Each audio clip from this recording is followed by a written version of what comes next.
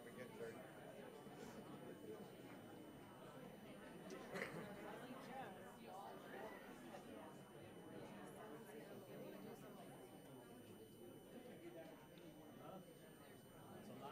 Now you look at a barricade.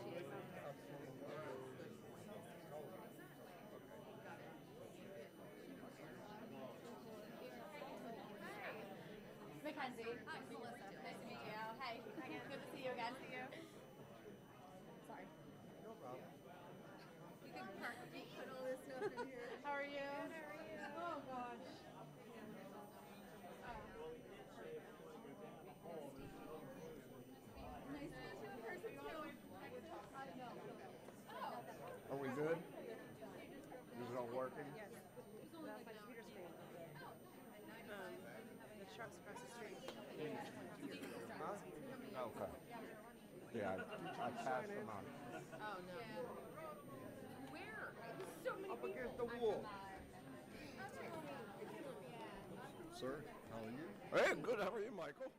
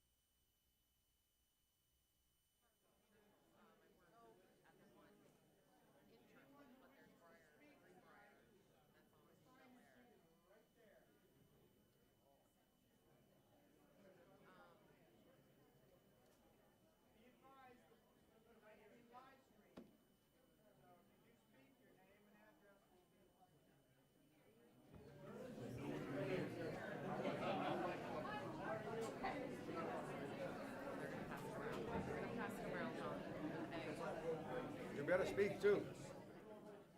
You got the biggest mouth in here. I don't know how to speak. I know you do. We'll have all more than something here. Yes, we do.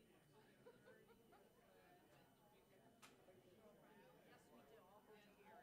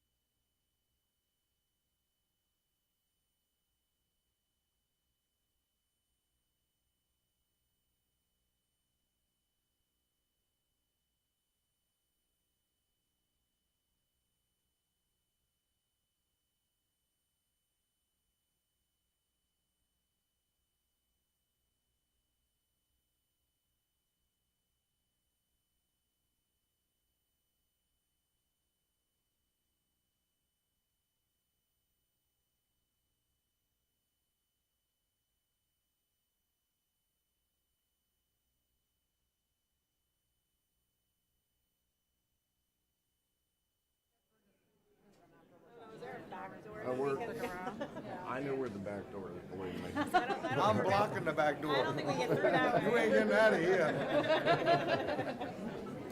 In full on mall. No sneaking out allowed, unless it's me. Well, you go first, we'll follow Yeah. you out. They'll let me out.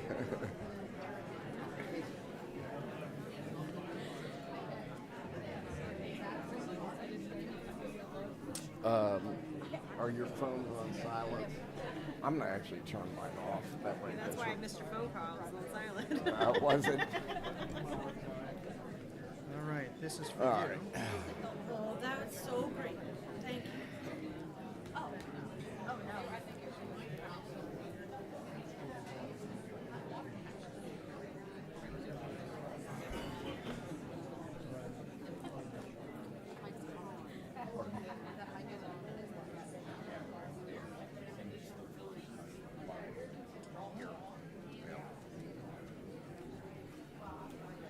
There's the cap to it.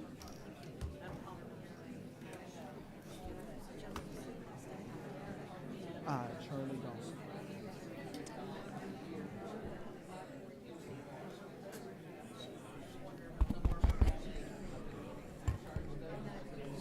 It's probably what we need in our conference room.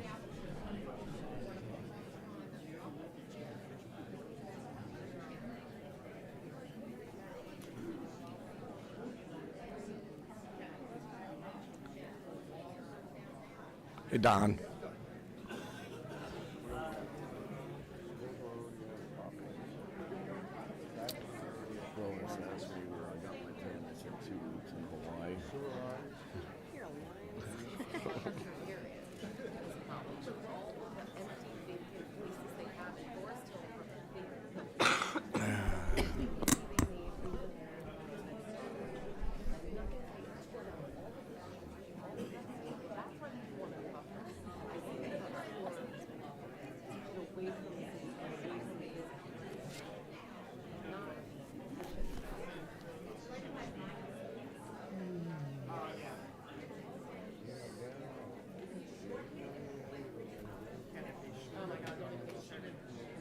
They gotta put them somewhere. Sanctuaries, 8. Put it right here. Yeah. Just so that everybody will be able to see it. Do that. You want to turn it towards the commission. Might as well put the boards up now. They said, he said not to. Oh, not to. Okay.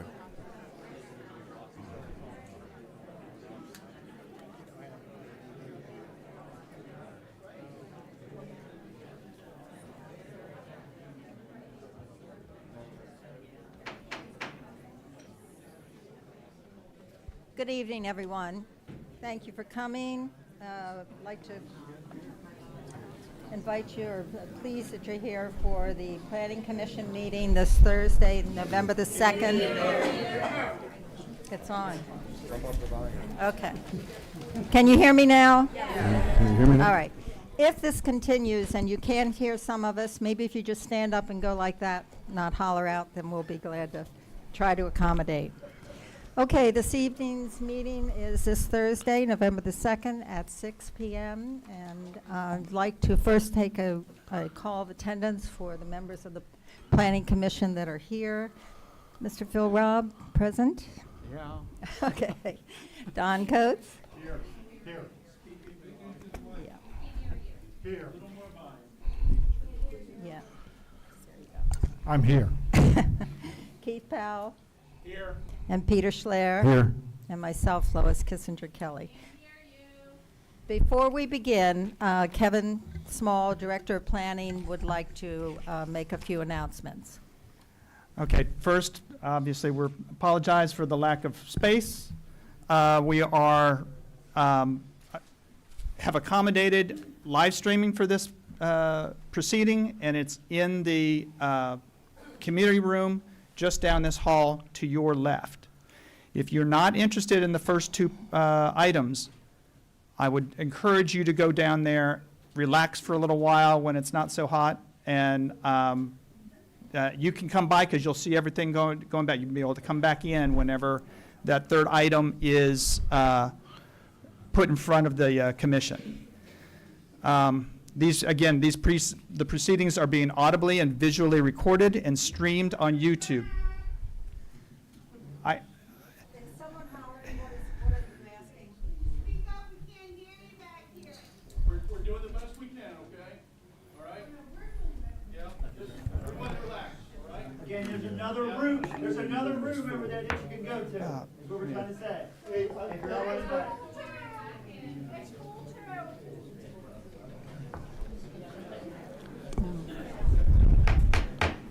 Please, if we can have your attention, if you could please let us continue with this meeting. If not, we'll have to ask you to leave.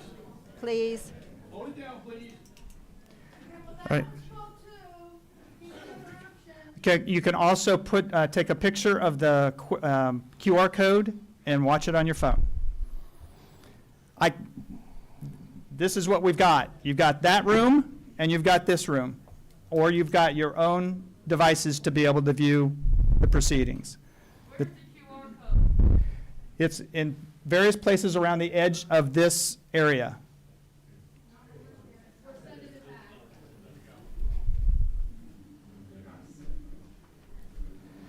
back. The link is provided on, it's on the agenda, it's also on the website.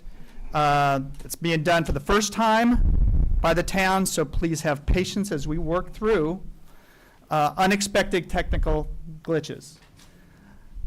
Please silence your cell phones. Restrooms are on your left, down that hall. Each project will be taken in the order it is shown on the agenda unless the Planning Commission determines otherwise. Please make sure you sign up if you want to speak on any one of the proposals. The sign-up sheet is right up here on the corner. And if you can fill that out, that would be great. The process for each application will be a summary by the town staff, a presentation by the applicant and any experts they may have. Once the applicant is finished with their initial presentation, the public can make a statement or ask questions of the applicant. The applicant will then have an opportunity to sum up, and then the Planning Commission will close the hearing and discuss amongst themselves. When you speak, please state your name and address. You will have 3 minutes to express your points. If you are representing an organization, and you will have 5 minutes. Please do like I'm doing now and speak directly into the microphone so everybody can hear. All 3 applications were advertised in the local paper on October 18th. All 3 properties were posted on October 20th. Adjacent property owners of Raising Cane's and Harford Mall were notified. The Harford Habad is not a special development, therefore it did not require adjacent property owners to be notified. The proposed project site plan, landscape plan, and architecture were all posted on the town website under a link that's on the homepage called Development Applications. I hate to even ask this. Are there questions? Okay. So you have a roll call and then minutes. Might I as well move put that us up. the minutes of the October 5th, 2023 meeting of the Planning Commission be approved. Second. All right, Phil, yes or no? Aye. Aye, or I can't vote on that one. you cannot, you were not there for No, that? I was there, but I just can't. Recused I himself? recused himself. All right. Keith? Peter? Aye. And abstained. So the first item, Kevin will present it to us. All right, the first item is Raising Cane's. The applicant is requesting approval to construct a one-story, 3,775 square foot restaurant with associated parking at 334, 336 Baltimore Pike. In addition, a special development approval for drive-through service and outdoor dining service are requested. Subdivision plan approval to consolidate 2 existing parcels into one is also requested. The parcel is zoned B3A. The proposed restaurant is to be located near the corner of Baltimore Pike and South Atwood Road and is within the maximum setback of 25 feet for a structure under 45 feet in the B3A district. This restaurant is a permitted use in this district.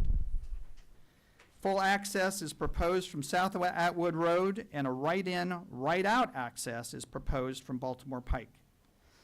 All on-street parking, which is located on the would be east side of South Atwood Road, is being removed as part of this application, and that's at the request of the town. Access from Baltimore Pike is subject to an access permit from Maryland State Highway Administration, and comments from Maryland State Highway are pending regarding this access. Just as a note to anybody who's seen the staff report, the MDOT comments that are, as part of that staff report are the latest version of those comments, and they're in April. The applicant has since revised their plan based on many of those comments and has resubmitted. Proposed parking is located on the east and north side of the proposed building. The site plan states that the parking requirement is 33 spaces. Now, due to a miscommunication between staff and the applicant, the plan is being proposed as 28 spaces with a request for a reduction from the Planning Commission. Obviously, you can't do that, only Board of Appeals can. And the subsequent to the initial submission and based on staff request, a red line plan showing the full amount of 33 spaces was submitted and is part of your package. Based on this proposed revision, the parking requirement meets code. Loading, unloading, and servicing of refuse recycling cannot be done between the hours of 10 p.m. and 7 a.m. when located within 500 feet of a residence, unless it's waived by the Planning Commission based on mitigating circumstances. The applicant submitted a landscape plan. Street trees are required along the 435 linear feet of Baltimore Pike and South Atwood Road, equating to a requirement of 11 major deciduous trees or 15 minor deciduous trees. The plan is deficient and needs to add additional trees, street trees. There is an existing overhead utility along Baltimore Pike which will restrict their ability to put in major deciduous trees. However, it appears that space exists to provide additional trees along Atwood and a few minor along Baltimore Pike. Staff estimates 4 additional major trees can be installed along Atwood and 2 minor along Baltimore Pike, and we are recommending that the remainder be installed along Plumtree Run.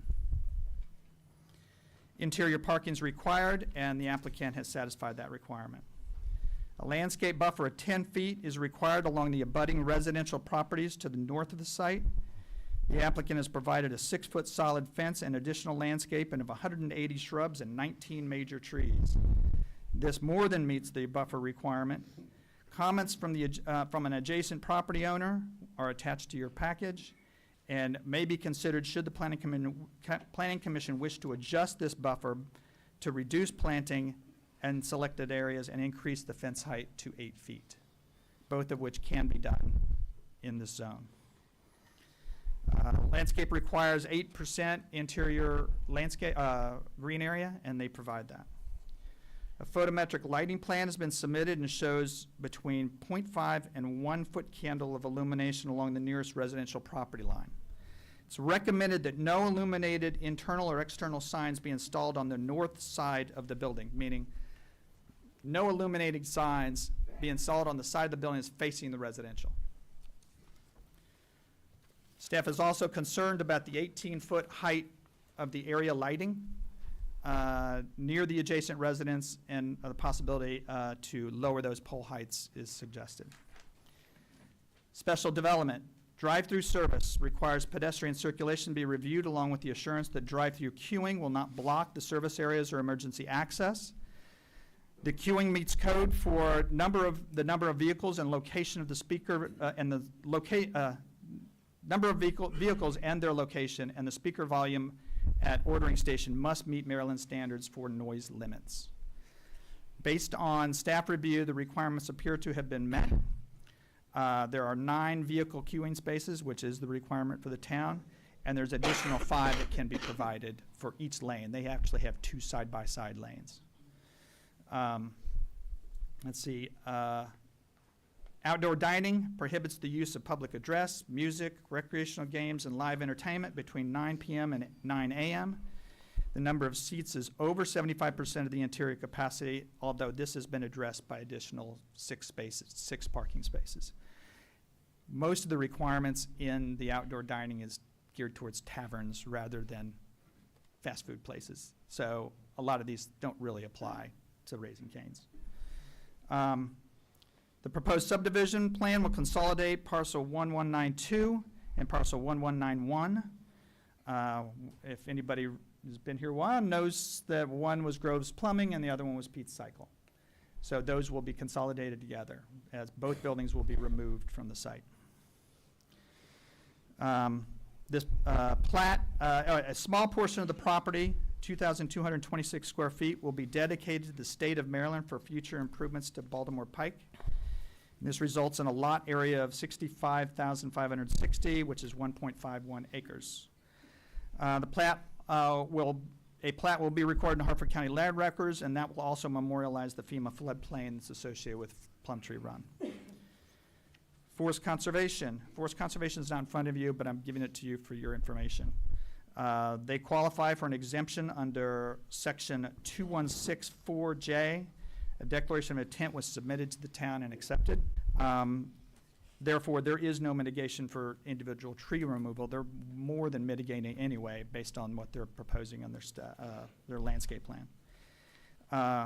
In addition, the applicant will remove existing structures in the impervious surface within the 25-foot stream buffer. That's Grove Plumbing. Some paving remains within the floodplain, and any change in elevation was addressed by a floodplain no-rise report that was submitted to the town. That means they cannot push up the existing paving that's within the floodplain because they would be taking volume away from the floodplain. And if they did that, they would have to provide what they call compensatory storage. Elevations were forwarded for review by the town architectural consultant, and comments are attached to your package. The elevations appear to meet district standards. However, staff recommends a little bit more color to the building, especially for awnings above the windows. But that's staff's recommendation, not necessarily the architectural consultant. This same section allows for corner lots to provide a lesser amount for, I'll go back.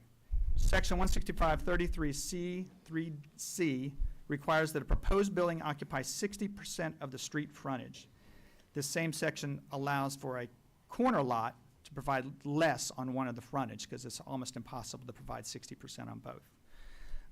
Compensating for the area taken up by the entrance, the applicant meets the 60% requirement on Baltimore Pike and is providing 25% requirement on Atwood. That is all I have. Yeah. So. Thank you. Mr. Sneed, did you want to present? Thank you, Madam Chair. Joseph F. Sneed Jr., 112 South Main Street, Bel Air, 21014, on behalf of Raising Cane's, LLC. We're going to address first, since I wasn't familiar with the concept, who we are, business, community, restaurant, Maryland Market, and then our photos. I'm going to introduce Melissa right now, who is with Raising Cane's, and she will take you through those stages. Please feel free to ask questions as we go along. Melissa? Hi, good evening, everyone. Thank you so much for coming out. Sorry. No, it's okay. Good evening, everyone. My name is Melissa Brochel. I work with Raising Cane's. I am the property development manager for the Northeast region, and we're very... Excuse me. Yes. If you would give your name and address before you begin, Sure. please. Melissa Brochel, 12-3 Wild Avenue in Drexel Hill, Pennsylvania. Thank you. So I'm sure a lot of you are sitting here wondering what Raising Cane's is, and I just want to give you a little bit more detail as to what we would potentially be able to bring to the city of Bel Air. Raising Cane's, who we are. We're an American restaurant company that serves one love, our delicious, craveable chicken finger meals. Raising Cane's is known for its great crew, cool culture, and active community involvement. Our story starts back in the early 1990s when our founder and CEO, Todd Graves, was in college. In a class, one of his business classes, he was instructed to come up with a business plan that would potentially be able to work in the real world. And he came up with an idea to open a restaurant that served only chicken fingers. It did receive the lowest grade in the class, and that really lit a fire in our founder to find a way to make it work. So what he did from 1994 to 1995, he worked as a sockeye salmon fisherman and a Boilermaker, and he tried to raise as much funds as he could to open his first restaurant, which he was able to do in August of 1996 on the south gates of LSU in Baton Rouge. If you notice in the bottom left-hand corner there, you'll see one of the pictures from the very first restaurant when they were doing demo. He had ripped down a wall and had noticed that there was this beautiful mural behind from a previous owner and a previous business, and it just goes to show that, you know, the bones of something can really make a difference in a community if you put care into it. So that you'll see items like that and details, including some of the memorabilia, including his favorite dog, Kane, his Labrador Retriever, which is his best friend that he likes to commemorate all throughout the restaurant. How we do business, which I'm sure is what everybody's most important aspect of this is, we have three main areas of focus. We have our quality meals, our quality crew, and our community partnership is truly one of the most important things that we bring to the table for any community that we would go into. As far as our quality meals are concerned, we're not like every other fast food restaurant. We serve hand-battered premium chicken that's hand-marinated by our crew for 24 hours, then cooked to order. So by the time you pull into the driveway, we are already making your order, anticipating what you want, because we have a refined menu.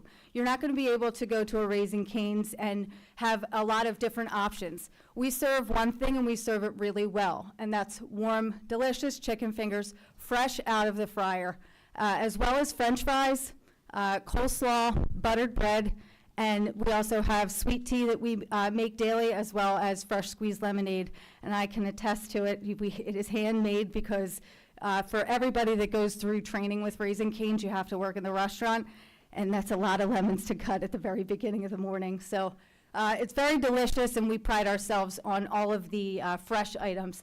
There are no heat lamps. We have no microwaves. Everything is made to order.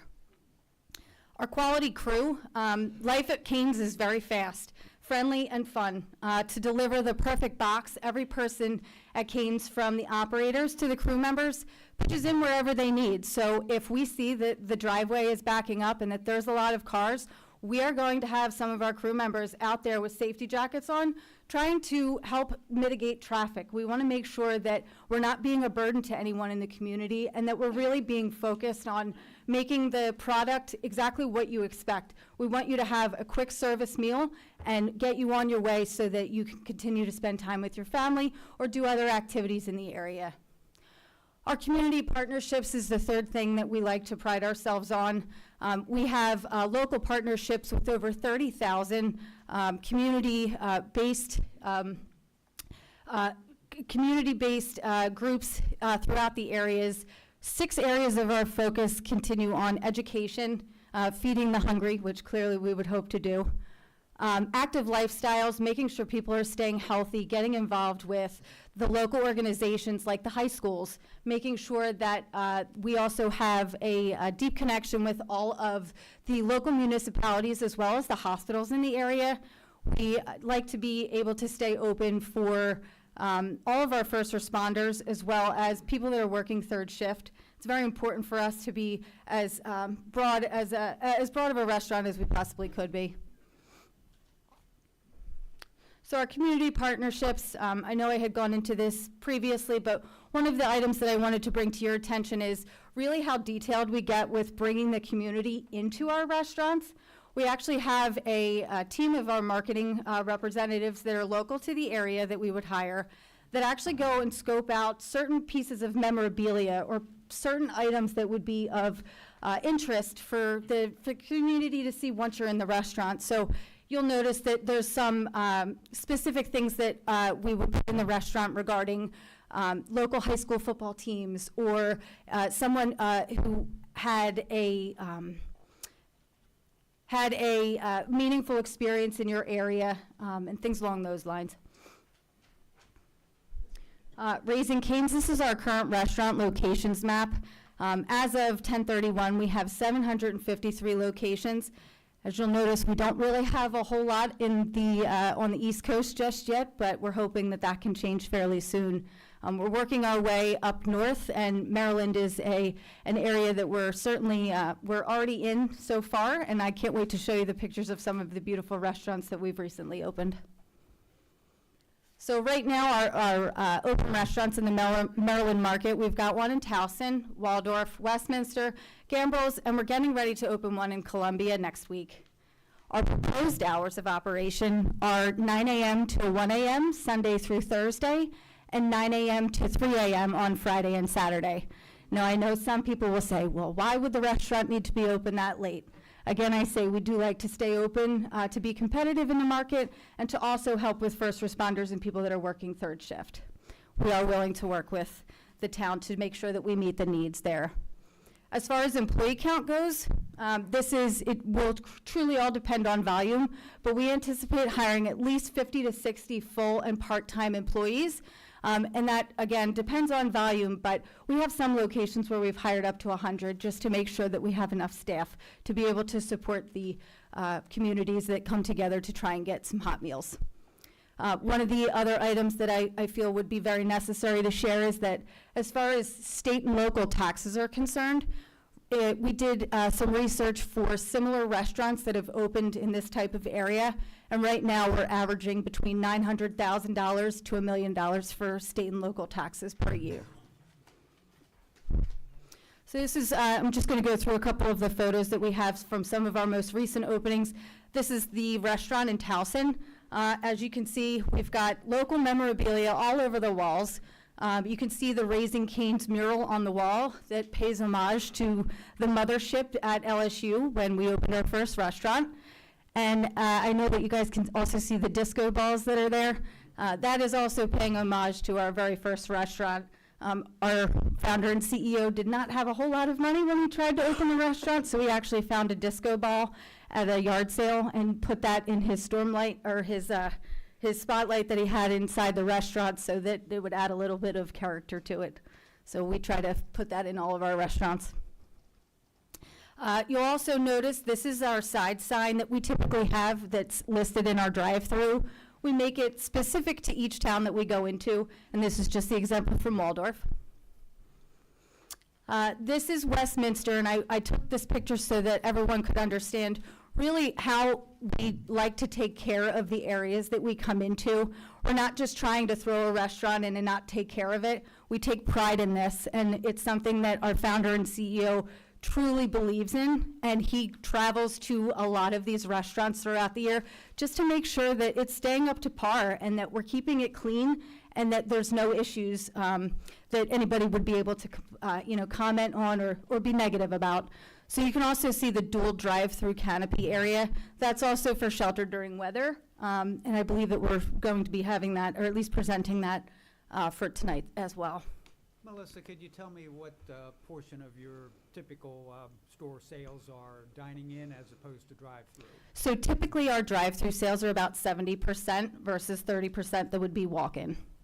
Okay, and which one is the more significant about these later hours, which seem to be some? We like to be competitive in the market, and if we're able to stay open later, that does help with our drive-through, the numbers that come through the drive-through, because not everybody wants to get out, especially if it's open late. Nobody wants to get out of their car, especially if it's cold outside or there's bad weather. They'd prefer to go through the drive-through. Specifically, You keep them both open that late in and out? or- In and out, yes. Okay. Now, the patio's a different story. If we wanted to close the patio earlier, we certainly could. We've done that at other restaurants, but we do prefer to keep the inside and the drive-through lanes open as late as possible. This is the Gambril's location.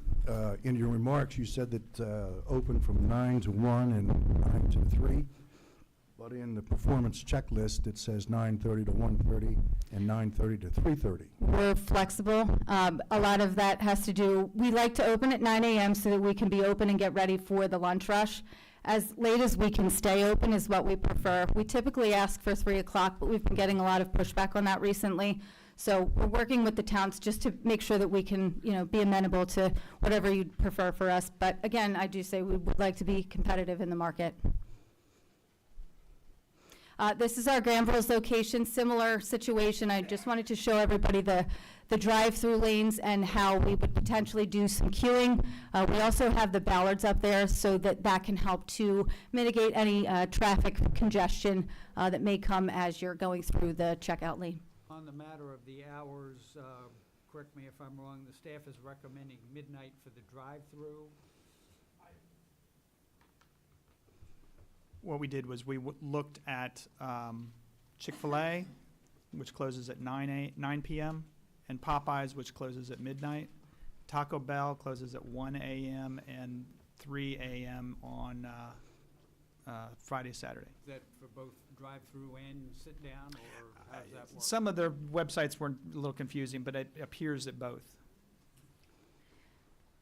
Now, since it abuts at the north, Mr. Adelsberger, the resident there, are we comfortable with those hours? What are the? Yeah. Hold on. Yep. At some point, we'll allow you to speak. That's it. Yeah. For 1 a.m. and 3, that's why I put the midnight on there. For drive-through, or, That's really up to the planning commission as to whether or not you want to let drive-through be later. Okay. Thank you.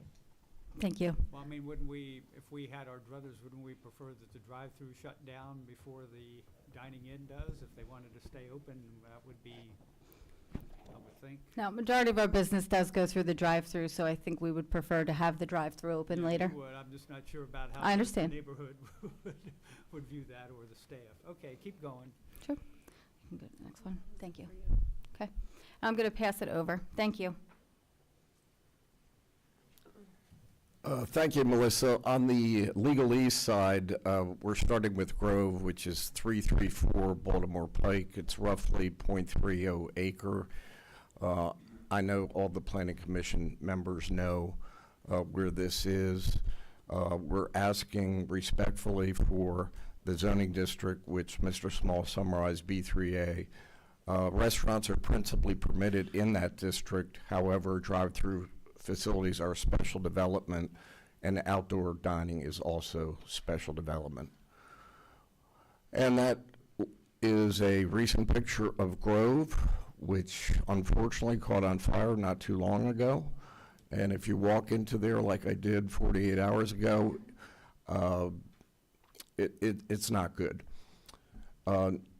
It closed circa 2012 to 2013. Mr. Grove left that to Denny Baxter, and Denny Baxter sold that to my brother-in-law, John Baxter, who closed it in 2013. The next would be the 1.26 acre Pete's Cycle. That's approximately 1.2 acres. Again, same zoning district, same request with respect to 336 Baltimore Pike. And that's been vacant since November of 2019. So as Mr. Small indicated, we're requesting a 3,775 square foot Raising Cane's restaurant with the drive and the outdoor, site plan approval. The subdivision, it's parcel consolidation, so we take those two parcels, put them into one lot through the engineering, and then the landscape and the special development approval.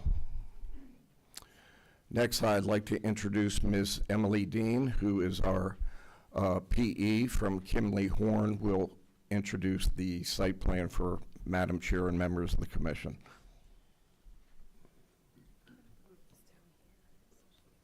Okay.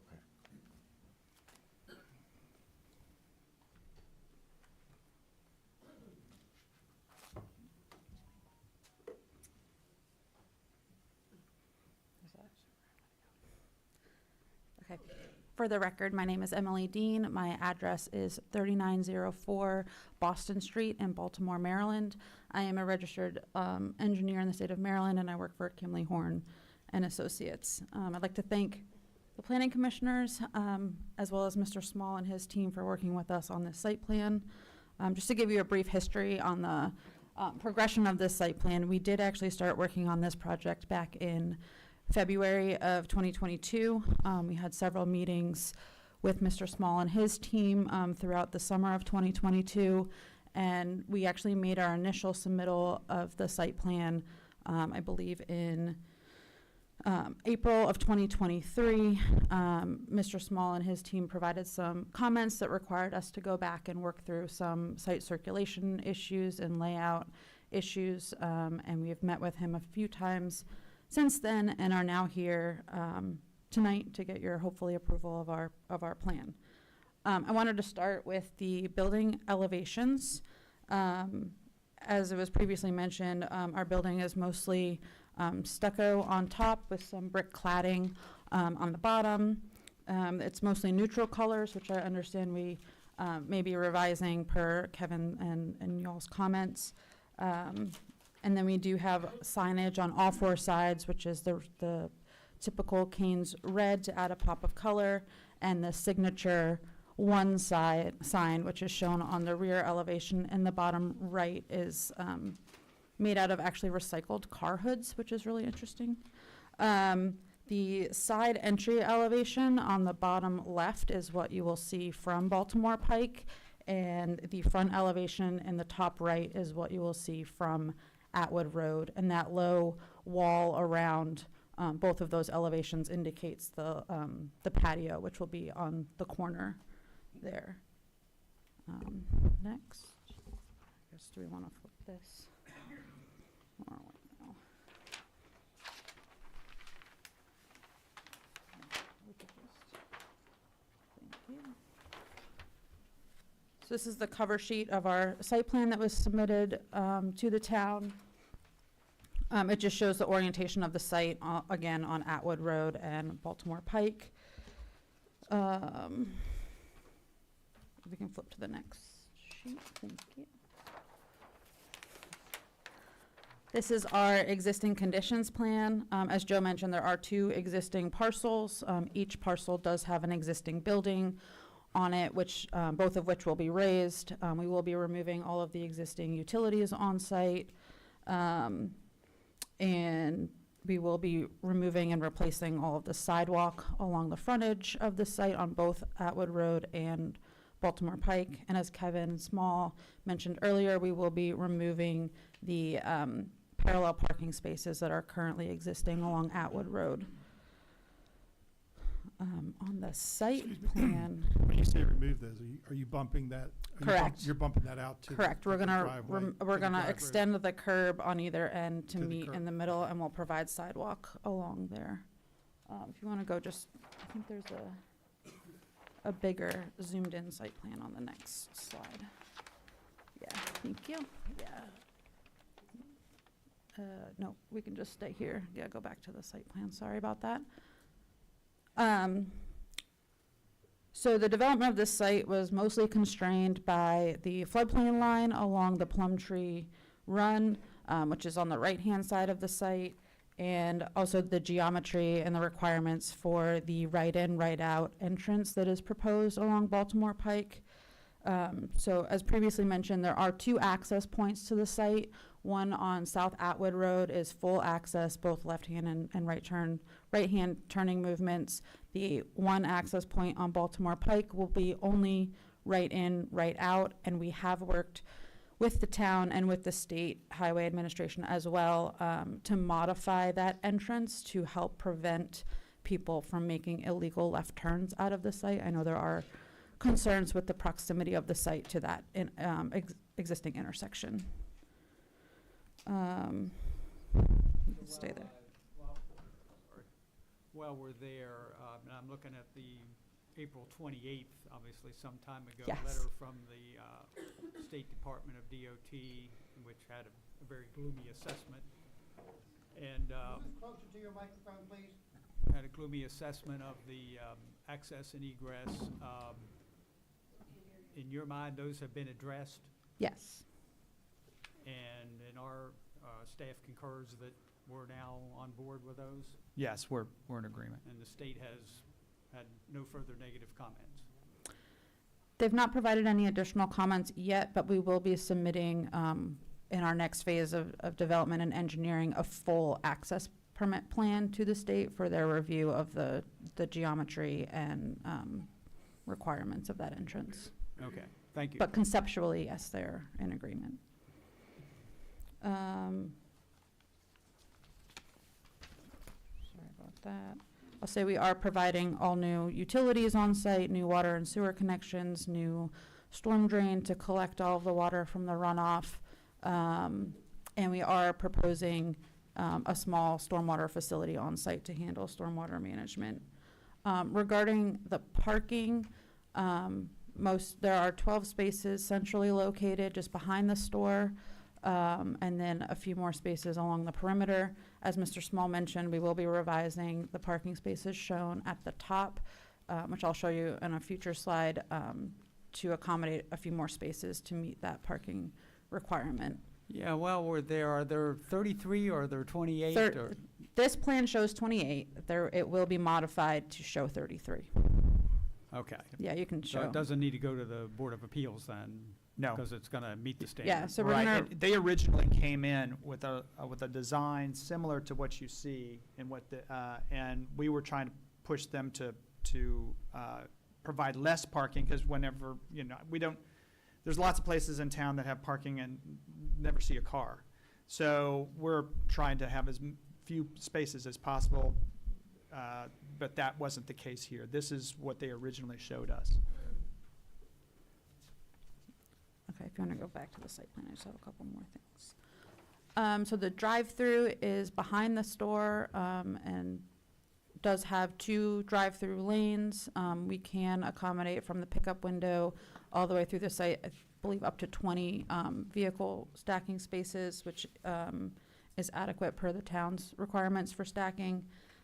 We also have a dumpster in the top right corner of the site. It will be fully enclosed, so the dumpsters themselves will not be visible from any rights-of-way or the residential areas. And then a loading space or loading activities will happen down closer to the store in the exit of the site to Baltimore Pike, so that they are removed from the proximity of the residential areas, but also close in proximity to the storage areas of the restaurant. Yeah, if we want to go to the parking. So this is the modified parking exhibit that will be included in our final site plan submittal to the town for approval. This does provide for 33 total spaces as required by the code. We also submitted a landscape plan as part of our application. As previously mentioned, the quantity of landscaping does exceed what's required for on-site, for green space. We did receive the comments regarding the street trees, and we are looking to accommodate those into the plan, and we'll be resubmitting a revised site plan for approval, or revised landscape plan. And Emily, if I may interrupt for a minute, we met with Mr. Adelsberger in the field 48 hours ago, I believe, and Mr. Adelsberger does not want the shrubs that are adjacent to his property, as they will interfere with his existing trees. So I talked to Mr. Small about that, and I think we can work that out to accommodate our neighbor. Well, we're on Mr. Adelsberger, I think also requested an 8-foot fence rather than a 6-foot fence. Are we okay with that? We're fine with that. Good. Yes. All right.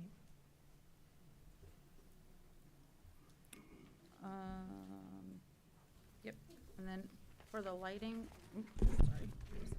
Yeah. We also prepared a photometric plan or a lighting plan for the town's review. We do have several light poles throughout the parking area and lights on the building and surrounding the building for our customers' safety.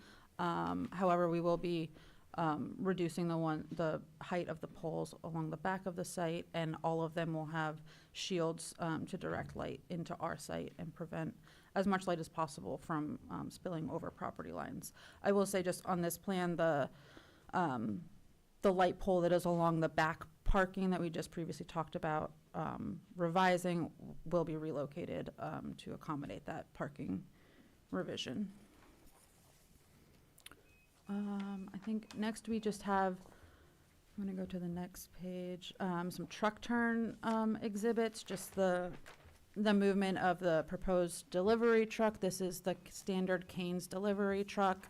Will access the site from Atwood Road, but will not be on Atwood Road past that residential zoning line.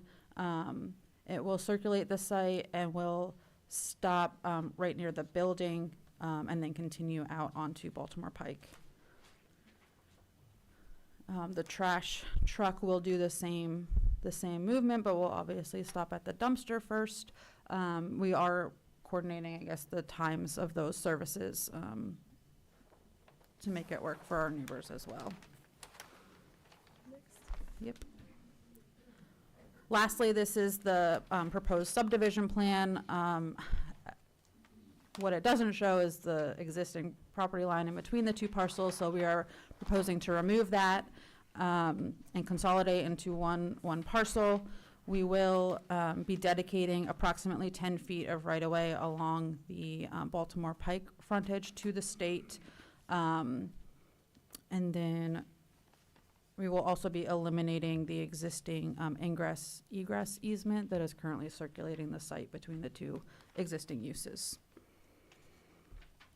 So I think that is all I had. Thank you very much for your time. I have a few questions for you. Sure. So the loading cannot be done from 10 p.m. to 7 a.m., but you've been able to Correct. work that out? There's no issue with that?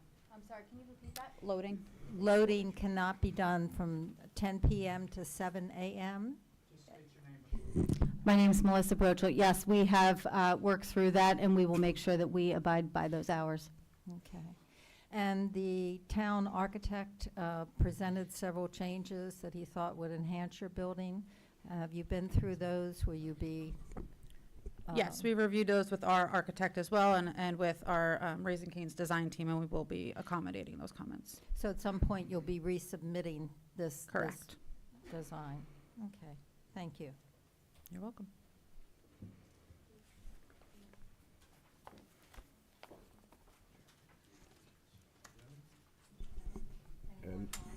Yes, Mark Healy from Traffic Concepts, who is our traffic engineer. Mark can summarize his study.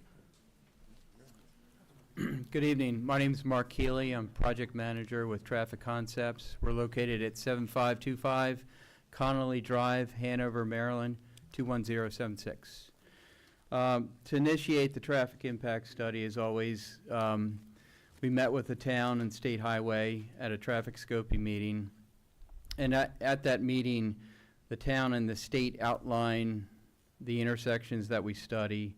When we study the intersections, they provide the background information and growth rates.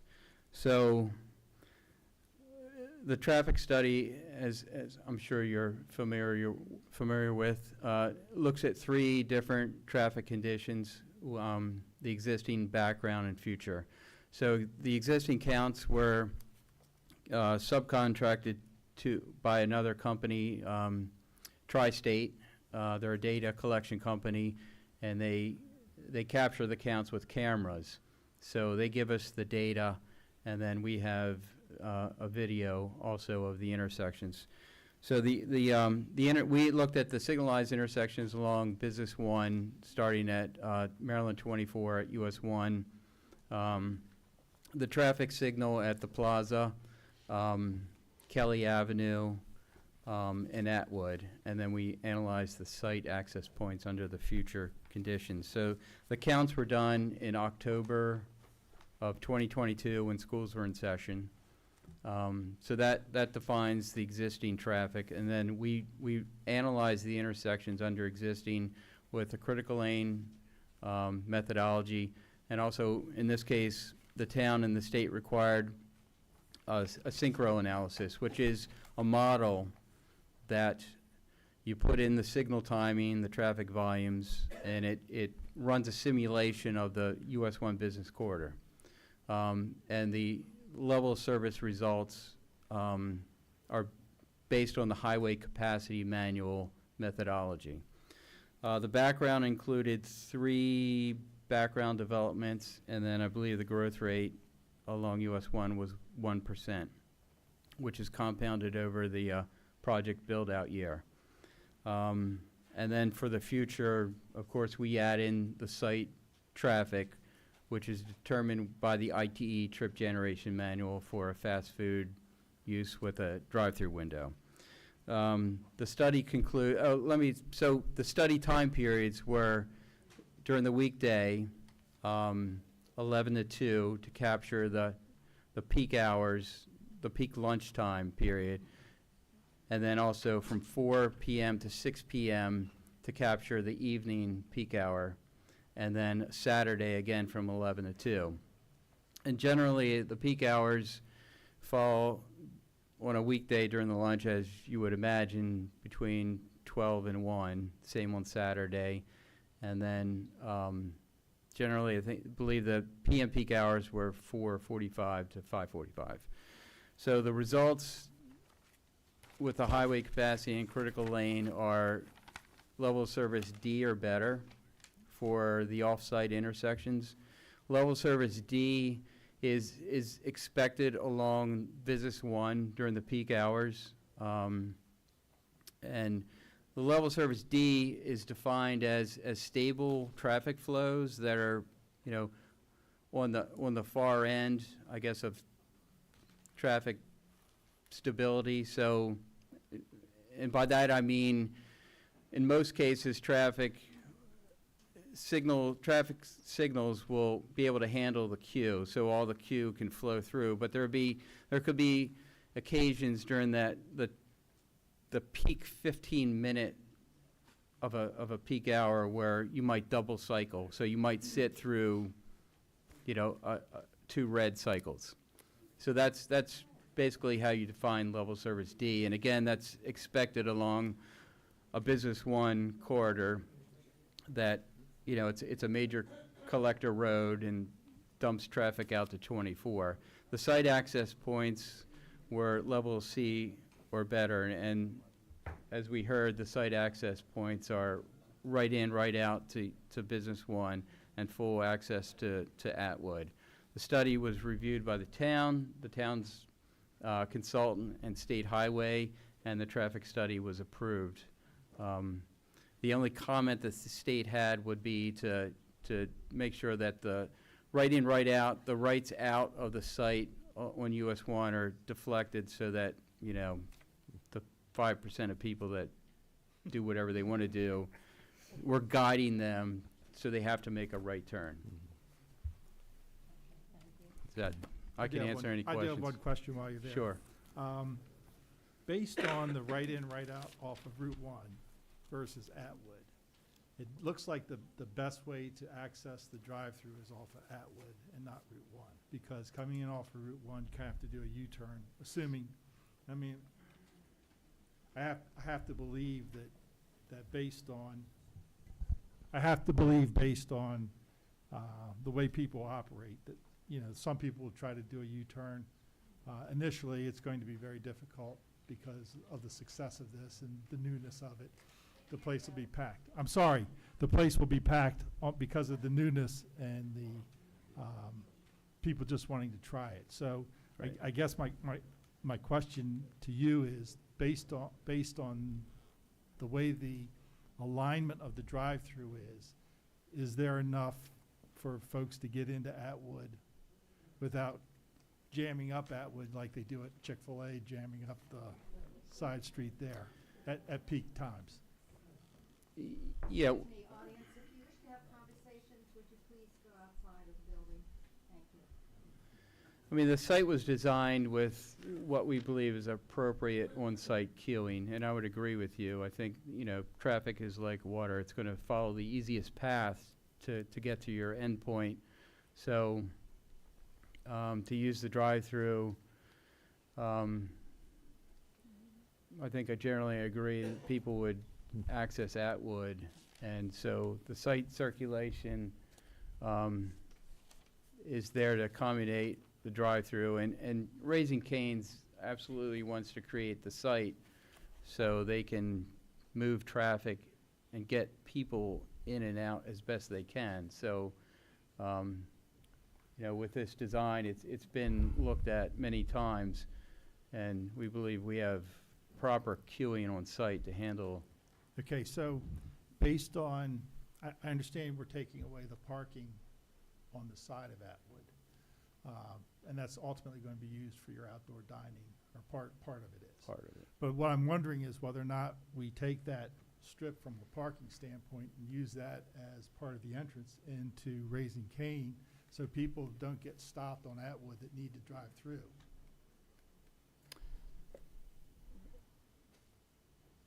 You know, based on the models that we ran, we didn't have a queuing issue into the site. Okay. Also, if you wouldn't mind, I would like to just mention. Melissa, state your name, ma'am. Melissa Brochel, 12-3 Wild Avenue in Drexel Hill, Pennsylvania. Just wanted to mention that during the very beginning of when we open the restaurant, we call that our honeymoon period. Typically, we will see higher levels of volume come through. We do work on a traffic mitigation plan with your local police department and other entities to make sure that we can mitigate as much of that congestion that would be there during the opening. And we do notice that typically that honeymoon period is about 2 weeks from the time the restaurant opens. So we do want to make sure that we're not causing any additional congestion, especially at that intersection. I was there today. It is extremely busy. So anything that we can do to try and help and work with the community to make sure that we're not causing any additional headaches, we're going to do everything in our power to make sure that we can work with everybody. Okay. I had a question regarding the deliveries, just to clear up from the, says in the Maryland Department of Transportation comments, it says during conversations with the town of Bel Air, Maryland Department of Transportation was told that deliveries through Atwood Road would not be permitted.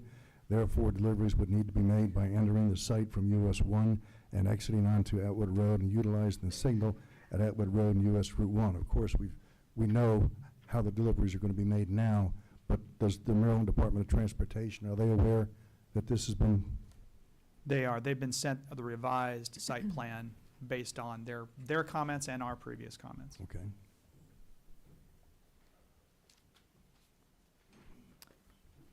Any additional speaking comments? I'm sorry. As I mentioned, Madam Chair, members of the commission, Megan Sheldon, my paralegal, who's to my right, and I met with Michael Adelsberger, who's seated in the front row.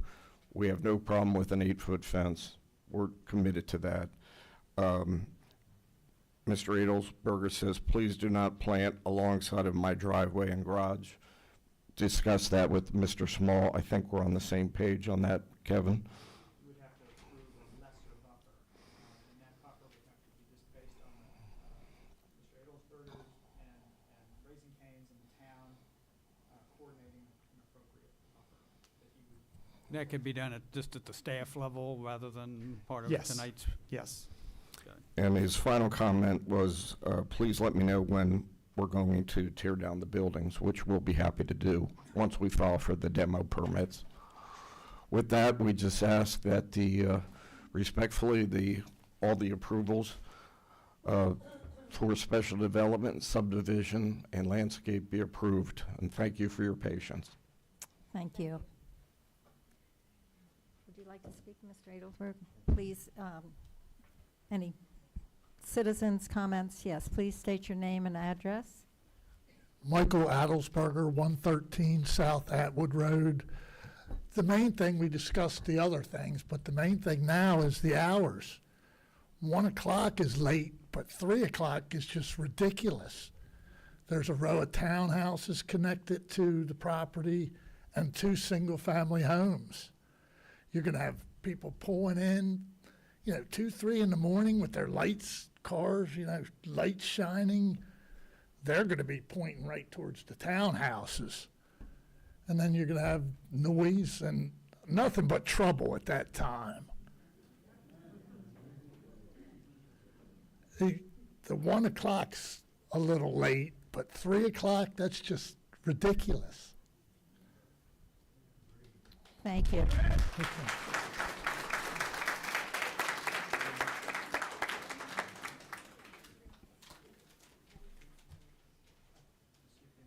Anyone else? Please. State your name and address, please. Yep, will do. Brian May, 405 Troutdale Court, Bel Air, Maryland. MAY like the month. Okay. So about an hour we spent talking about fried chicken joint. Like, come on, y'all. I love seeing this room filled with people. I'm an Air Force vet, and I don't care what party you're in. This is an unnecessary place. We have 3 chicken joints in a 2-block span. We got residents, and he just said nothing good happens at 2 a.m. So everybody's going to be leaving Main Street bars and going through the chicken joint on the way out. No way. Why? It takes me 20 minutes to get from Troutdale Court over to the mall. It doesn't matter what time of day it is, even in the morning, even on my way to work, because of traffic lights. So I think we need to understand that we're going to grow as a town, as a community. Bel Air was named a best suburb in America, if you guys didn't know. That's going to lead to more growth. I think we need to plan this growth. We don't need a chicken joint next to Chick-fil-A and Popeyes. Go someplace else in town. There's plenty of other places where we can have this. So what I ask this body is to be mindful of the residents that pay taxes here. If this is a money grab for $1 million, keep it someplace else. If you're coming to Harford County and you're going to list what you're putting on, like who you're benefiting, put on the organizations in this county that you're going to benefit. Where you're sourcing your chicken from. I think in Harford County we need to understand we have to buy local, we have to stay local. More importantly, we have to live local. I did not move to Bel Air to live in the suburb. I came here because it's a small town. People are leaving the spa for a reason. No offense to Raising Cane's, we don't need that here. We don't need that in that location. Put it over by the mall where everything is already developed. Just build a new spot for it. Well, hey, if we're gonna do it, we can have plan. We can do it better. So I might be near my time, but my point is, we could do better than this. So thank everybody for coming out. Democracy lives, y'all.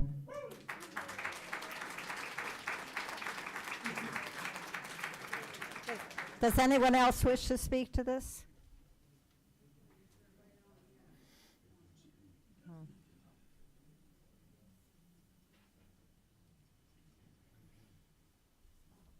Steve Chismar, 321 East Broadway. Have like 3 concerns. One, I think it's already been voiced a lot, is the operating hours, the 1 to 3 a.m. It's been stated, nothing good happens after that. And the big issue I have is, and I'm going to ask the traffic engineer, Mr. Keeley, was it Keeley? Yes, sir. Was any traffic impact assessment done on the traffic going through Howard Park? Because that's where the traffic, that's where the people from North and East Bel Air, that's what they use to come through to go to the mall, and this is just another way to it. So what's going to be the impact on that neighborhood? Yeah. Please. So again, Mark Healy, Traffic Concepts, the study limits set by the town and state highway is business 1. So this use is primarily a pass-by use. Meaning it's a convenience type operation. So it captures 50%. The ITE trip generation manual says that 50 to 55% of the traffic that visits this site is already on the road. So it's, again, 50% to 55% are pass by. The remaining trips are new trips, meaning they're home-based or work-based trips. They go to the Raising Cane's and they go back to where they came from, home or work or other.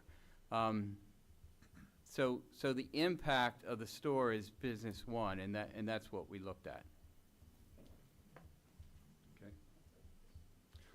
Well, I kind of disagree with that because there's not pass-bys when you go to lunch. People come out for lunch for the sole purpose of going to lunch. And the people at the state office building on Bond Street, if they want to go to Raising Cane, what road are they using? They're using Howard Park. Okay? So in light of that, and also the noise and traffic at 3 a.m., what's that going to do to the residents? They don't deserve that, let alone the traffic during lunch hour. They don't deserve that traffic at 3 a.m. The other thing is, why can't we make the access to Atwood Street? Oh, well, here's the other thing. Section 16553B1H of the Town Code says, the subject property shall have frontage on and direct vehicle access to an existing street with sufficient capacity to accommodate the type and amount of traffic generated by the requested use. Vehicular access shall not be by means of streets internal to residential subdivisions. And that is Howard Park. So, you know, if at the least you need to say you can only enter that property on Atwood, just like the supply truck is coming in, and you can only exit that property going back toward Baltimore Pike. You may not, you should change the patterns if you're going to allow that so that you can't turn right onto Atwood Road, and you can't turn left into the restaurant from Atwood Road. Thank you.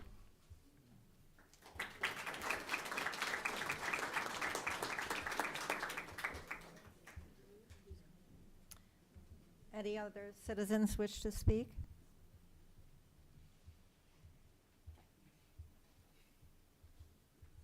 Okay. Close the hearing? Are you closing the hearing? No, I do have a couple questions. Okay. I don't know the best person to answer this question, but assuming you have 25 to 50 people working, and assuming, let's just say we have a 16-hour workday, so we have 2 8-hour shifts. You're looking at roughly, say, 25 people per shift. How many? Where's your parking going to be for if you have 33 spots? So typically per shift, we have about 13 to 15 employees per shift. Okay. That would fluctuate throughout the hours of operation. So we have dedicated parking spots that we would request that our employees park in towards the back area, just so that it leaves the parking spaces that are open up front for customers. Thank you. Thank you.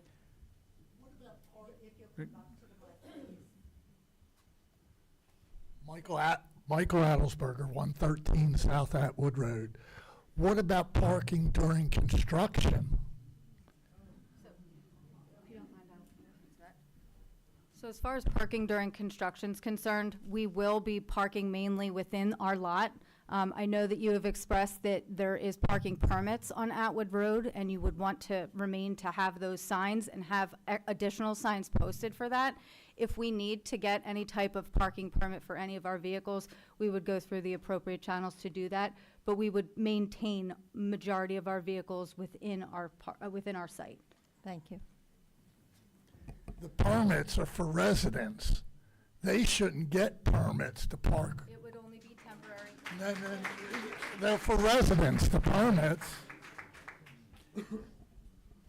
Requesting additional permits would only be a temporary thing until we were finished with construction. We're certainly willing to work with the town. Thank you. All right. Any other more comments? I just have one Yes. one question for the applicant. Are you willing to post a sign that says no right turns at the exit onto Atwood? Oh, I'm sure we'd be amenable to that. We would be amenable to that. Okay. Thank you. All right, I'm closing the meeting. What? Oh, yes.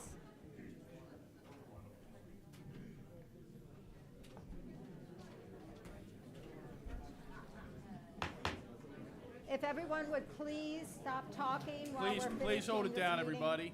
Please hold it down. Thank you. Steve Chismar, 321 East Broadway. I don't think a sign is going to do it, the trick. I mean, no left turn or no right turn coming out of there. I mean, that's not going to do it. The curbing has to be such that you cannot make a right turn out, and the curbing has to be such that you can't make a left turn in. That's the only way you're going to stop it. So, you know, again, the code says you can't access it through a residential subdivision, and that would be accessing it through a residential subdivision. All right, thank you. Anyone else wish to speak? Any other public comments? All right, well, thank you. We're going, oh, My name is Thomas Flanagan. I was a 716 Page Circle in Bel Air. Instead of putting 3 chicken places on Bel Air Road, why don't they use behind Harford Mall? Harford Mall is only 33% occupied. Nobody is touching that place, okay? You have in and out. I would much rather a chicken place than 249 apartments, okay? you know, I'm sorry, but we're not going to be able to continue unless people can stay quiet. This is Harford County. It's a small little community. You're destroying it, okay? By putting something like this, the traffic is unbelievable now. Okay, you look at the traffic on 24. It takes forever to get through there. The traffic on Tollgate, it takes forever to get through there. This place was beautiful. It's being destroyed. There's so many places in Bel Air that are unused, and it's so easy to use them instead of making it a cluster. I moved out of New York because it was a cluster. That was 30 years ago. This is turning into New York, what I moved away from. Why would you expect that these folks are interested in this particular site as opposed to going into the mall? It's a mess already. Now, why are they wanting to come? Maybe they don't know about the mall is only 33% occupied. I think they're probably aware of the mall. Well, there's so many other places. And as far as the argument about too many chicken places, do we really think it would be the appropriate role of government to say, well, this is enough chicken, the next one has to be Asian food or Indian food or Italian food? That's not what. Why don't you put 2 gas stations next to each other? It's we don't ridiculous. put anything there, It's sir. just, We accommodate submissions, applications of people who own and control properties, and within a framework of zoning regulations and comprehensive plans, they present a thing, and then we hear them out. That's what we do. We don't. There's a lot of we don't occupied plop things places down. that would be better off. But apparently not in their mind, because they're applying for this one. Well, it's already a cluster, and it's going to be worse. It's been for many years. This was Pete's Cycle, and Pete was a good. Pete's Cycle had community what? 2 or place. 3 customers at a time. Pete also brought lots of activity out into Atwood Road with loading and unloading, and it wasn't done at 3 o'clock in the morning either. And so that's. I mean, there's a lot of negative going on here. It fronts in a commercial district. It backs up to a neighborhood that we're very sensitive to. That's what you have. Any other comments? All right, thank you. We're going to close the meeting as far as that's concerned and move on to the second piece on the agenda. Are we going to vote? We're Or going to do take we action? vote? Do you want to do it now? Yep. You Why don't not? want to? Okay. No, never mind, things have changed. We are going to create a vote. Ms. Lois, can you give the court reporter just a second? She needs to close out her file in order to start for the new case. And we're not going to close out this case right now. We are going to go ahead for. No, just because I want to have a transcript. Each case, she needs to do something real quick for her software. Just take a Sure, second. but we're going to stay on this same, we're going to. Oh, gotcha. You're still in Russia. Yeah, Okay. they're going to stay with this. Sorry. Okay, I'm sorry. Okay. What we do.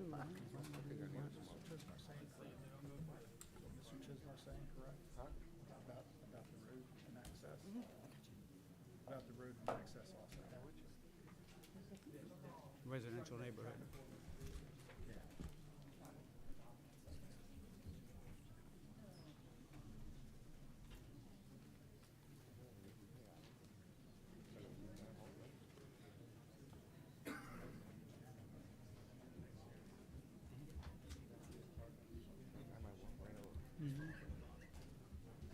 You ready? Okay, I first move that the proposed use meets the provisions of the 2022 comprehensive plan as required by Town Code Section 165-19.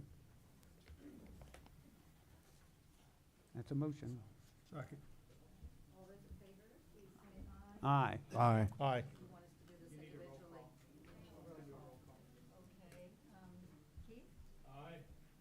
Aye. Aye. Aye. Chair votes aye as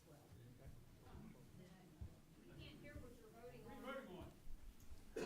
Consistency with the comprehensive plan.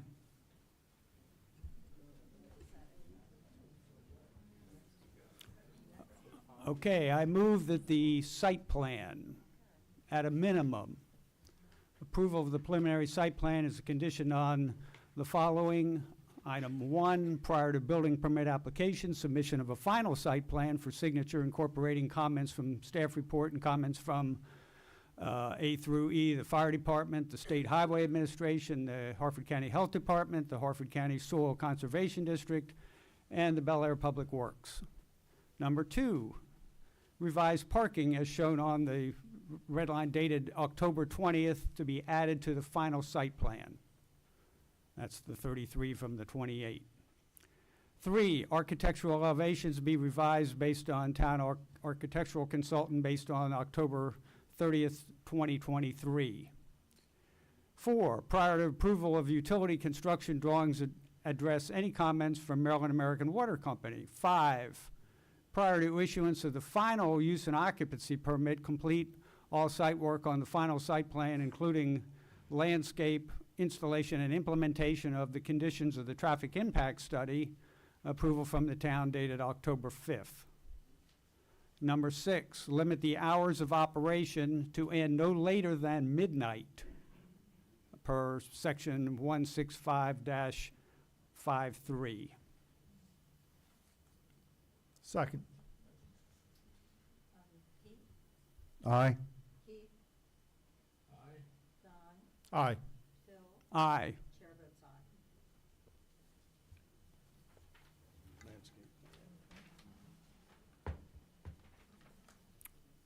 Now I move the landscape plan be approved at a minimum of approval is conditioned on the following: prior to building permit application, submission of a final landscape plan for signature incorporating comments from staff report and the following: addition of 4 major deciduous trees and 2 minor deciduous trees adjacent to the public right-of-way with the remainder near Plum Tree Run. B, adjustment to planting along 113 South Atwood through coordination between the town and the applicant, owner of 113 South Atwood, and increase the fence height to a maximum of 8 feet. 2, prohibit illumination of signs on the north or rear side of the proposed building. 3, reduce proposed lighting fixture heights close to the adjacent residential. Second. Discussion? Sure. Do we need to incorporate in? Do we need to incorporate into this approval the alterations to the landscape plan to accommodate the wishes of the neighbor? That was That's item B, item I B. think. Adjustment to the planning along 113 South Atwood. Okay. And that also includes the 8-foot fence. I think- Does that affect the deciduous tree requirement? That is street trees, is that what you're referring to? No. Okay. All right. All right, so. Yes. I'm sorry, there was one thing in your motion that I wanted to point out. It says adjustment to planning along 113 South Atwood Road through coordination between the town and the applicant and the property owner of 113 South Atwood, and increase the fence height to a maximum of 8 feet. given what was Increase it, proffered yeah, by any- the applicant as well as what was agreed to by the owner of 113, I think it should read 8 feet. to an 8 feet height. Are we in agreement, no Mr. less. Snee? Yep. Yes. Okay. Good, Thank good you. catch, Liz, thanks. Thank you. All right, so there's been the motion and a second. Pete? Aye. Phil? Aye. Don? Aye. Peter? Aye. Chair votes aye as well. I'll make a motion regarding the special development drive-through service. Approval of the drive-through service is based on the following findings of fact. Pedestrian and vehicular circulation is coordinated throughout the site. Drive-through lanes are clearly marked and do not block service or emergency access. Adequate spaces for queuing of vehicles are provided. Noise from the ordering speakers will be limited based upon Maryland code. Drive-through lanes are located to the rear of the building, and the hours of operation for the drive-in will end no later than midnight. Second. Keith? Aye. Don? Aye. Phil? Aye. Pete? Aye. Chair votes aye.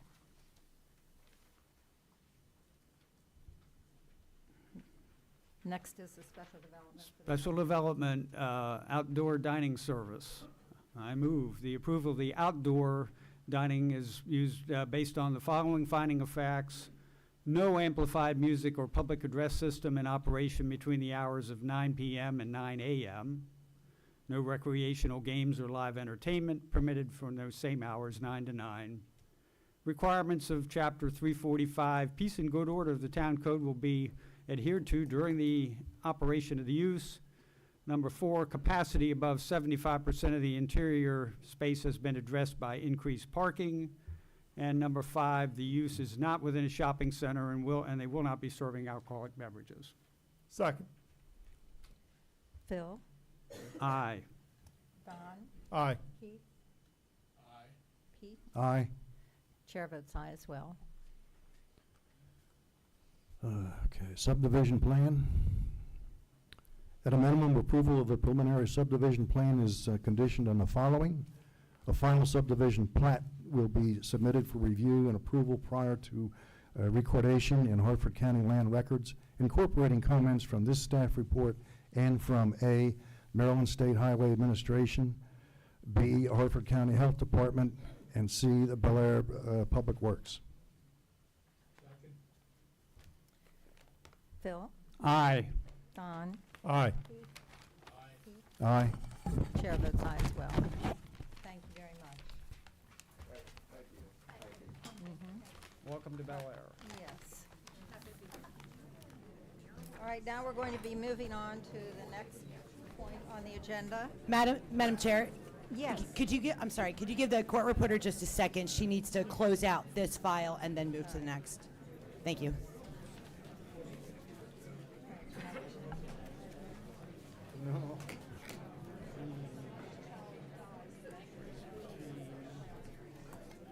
It's amazing. All the businesses are starting to see.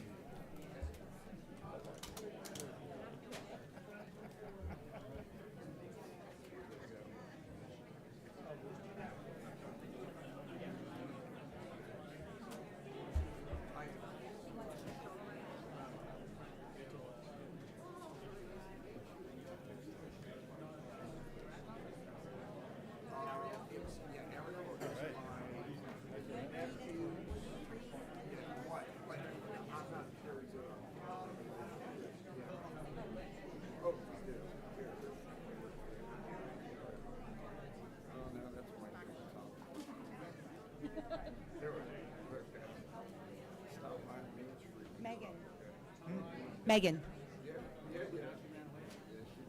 Go that way. Just go straight back.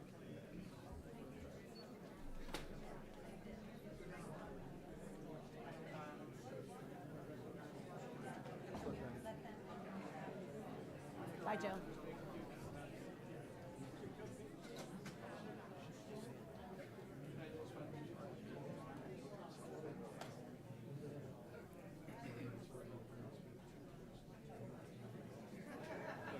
Okay, you ready? You good? Madam Chair, the court reporter's ready. Thank you. All right, if I could have silence again, please. Excuse me. We're going to continue with this meeting. The next item has to do with the Habad on Broadway and Rabbi Schuberman. Hello, Schusterman. my name is Cushy Schusterman. I'm a rabbi. I live at 445 Choice Street in Bel Air. I may make a few people happy tonight because I'd like to ask the Planning Commission. We received comments from the town architect and some other comments about a week and a half ago. And I'm a rabbi and we're looking to build a synagogue on Broadway at 3844 East Broadway. And we've gone through part of this process. There's been some challenges in getting proper funding and figured that if I just charge everyone here $100, we can, we can cover it. And we've been considering a temporary structure in the meantime, and we've spoken to the Planning Commission, submitted some things. We got comments from the town architect, and we're a community organization, and our goal is that it shouldn't just be that we put a synagogue on Broadway, but it should be a place that's fitting with the community. And we haven't had a chance to properly modify based on those comments in a way that we feel that it'll be properly presented and fit with the community exactly. So I'd like to ask the Planning Commission if they'd consider allowing us to have this conversation in a month's time or so. And if not next month, then we'll go through the process of the following month. But I know that today's the last day if we want to get for next month. So that's, and then you guys all get my half-hour presentation back and get home earlier. Thank you very much, and we'll look forward to when you come back. Thank you very much, and thank you for... We're not continuing because we didn't start. He's withdrawing. There's nothing you need to do.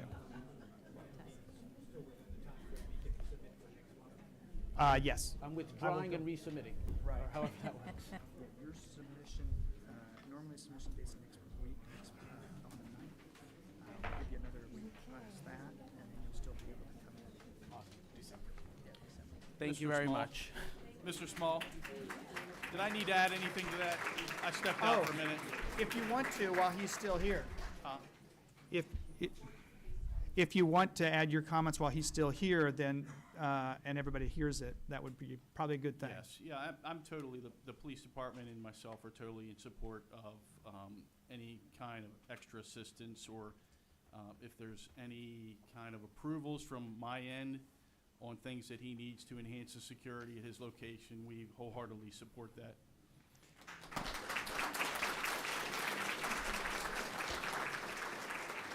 One of the things that may be asked, normally the town does not permit area lighting in the overlay zone, so that may be something that we end up waiving to ensure that there's a proper security lighting for the synagogue. All right, we're moving on to the last item on the agenda, and Kevin, if you will present that, please.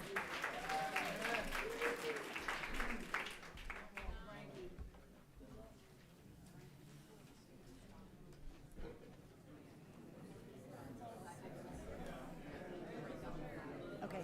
Madam Chair, the court reporter needs to reset for the next hearing for this case. She'll close out that one and then go to this one. Okay, it's just me.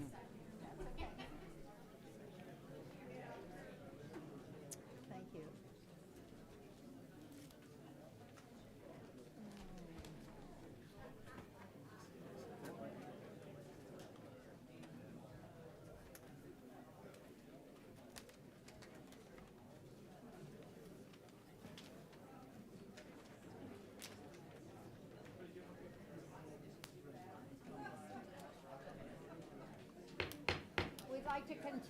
We'd like to continue, but we can't unless you quiet down, please. All right, Kevin, please present the final item. Is the court reporter? Oh, I'm good. You're good? I'm good. All right.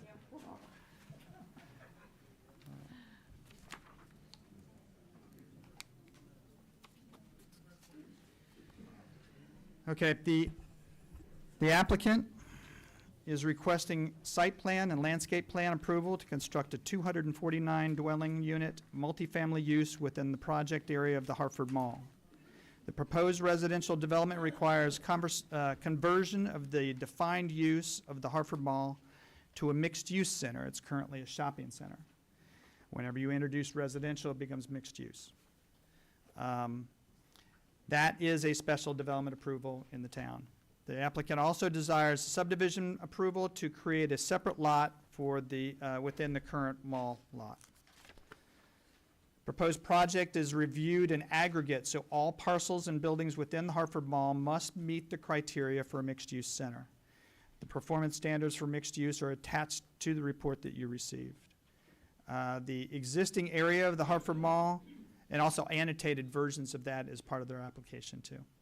The existing area of the Harford Mall is 447,449 square feet of commercial space, excluding common area within the mall. And I need the applicant to attest to that and make sure my numbers are correct. The proposed residential development is within the existing parking lot between the mall and Bolton Street. The existing Harford Mall project is described, as described, encompasses several buildings, including the recently approved grocery store and shops near Tollgate Road, the furniture store, and the Macy's in the area within the mall. It's all one use. The proposed parking is located throughout the site, must total 3.5 parking spaces for the commercial area. The residential would be based on the number of bedrooms within each unit. Because the construction of the multifamily development will remove several existing parking spaces, the applicant is proposing to shutter 34,307 square feet of existing mall commercial space. So just. Can you tell us at this point, or maybe better for the applicant, what exactly shutter constitutes? Basically, mean? they have a lot of vacant space that would be permanently vacant. Now, they can, as long as they maintain 34,307 square feet of vacant space, that space is not producing parking. So there would be no physical change anticipated in there? No. They wouldn't turn They it would into just a park? Or close the doors of those spaces. And if there'd be some miracle and some future time that malls sprung back to life in the traditional sense, then they still would not be able to open those because they couldn't meet the parking? They would have to provide parking in some manner or form. Okay. The resulting decrease in space allows the project to meet the parking ratio for a mixed-use development with 1,446 spaces.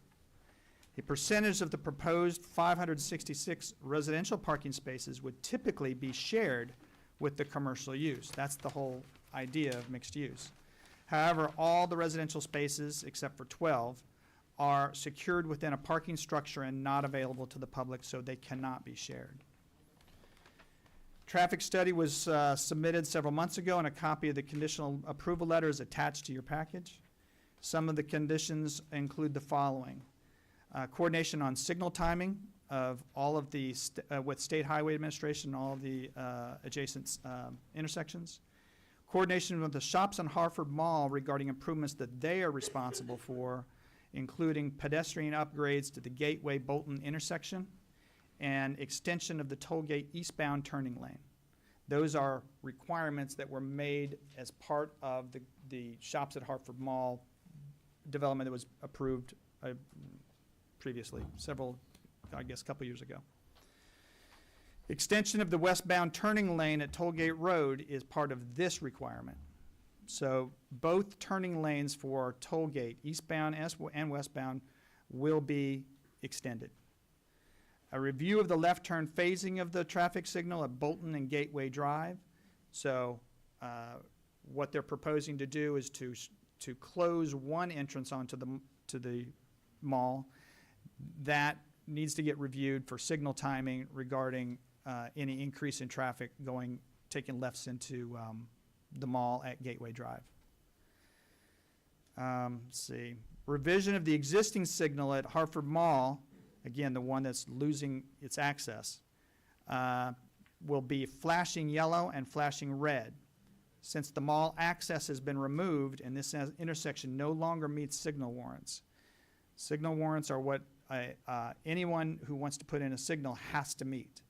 And that is because they are, that type of warrant has to make sure that there's enough traffic that requires a signal to be installed. Development agreement between Harford Mall and the town for maintenance and energy of the flashing signal.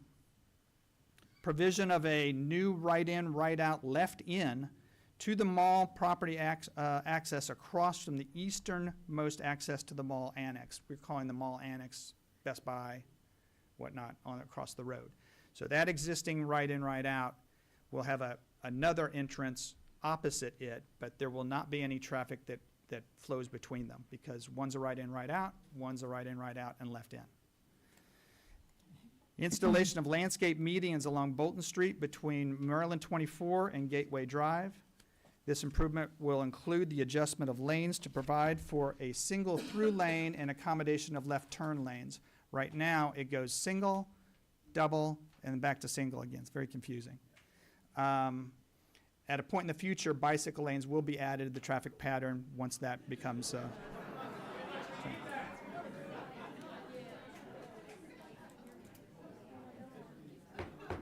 What would you like us to do?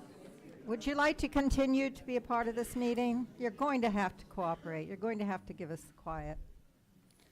You'll have your opportunity to speak later. Again, that's not part of this proposal. Pedestrian access from Gateway Drive communities is considered a priority. The operation of all signalized intersections must account for pedestrian crossings. The applicant has proposed pedestrian connections along Bolton Street within the center and address safe and accessible pedestrian amenities. However, staff's concerned that the lack of an urban streetscape along any frontage of the proposed multifamily building. It is recommended that more attention be paid to the south facade and how residential development can provide a more pedestrian-friendly environment. Depending on what type of amenities are provided, this area may meet requirements of active open space. That's yet to be determined. The applicant has provided both active and passive open space as part of their development. Open space is required at 15% of the total acreage. That's 5.707 acres. A minimum of 40% of this requirement must be usable active open space. That's 2.03 acres. The applicant has proposed to provide these areas via the following. There's 2 active open space courtyards within the apartment building, and then there is passive open space throughout the site, and that's been provided, or the areas have been provided on your package, is where those are located.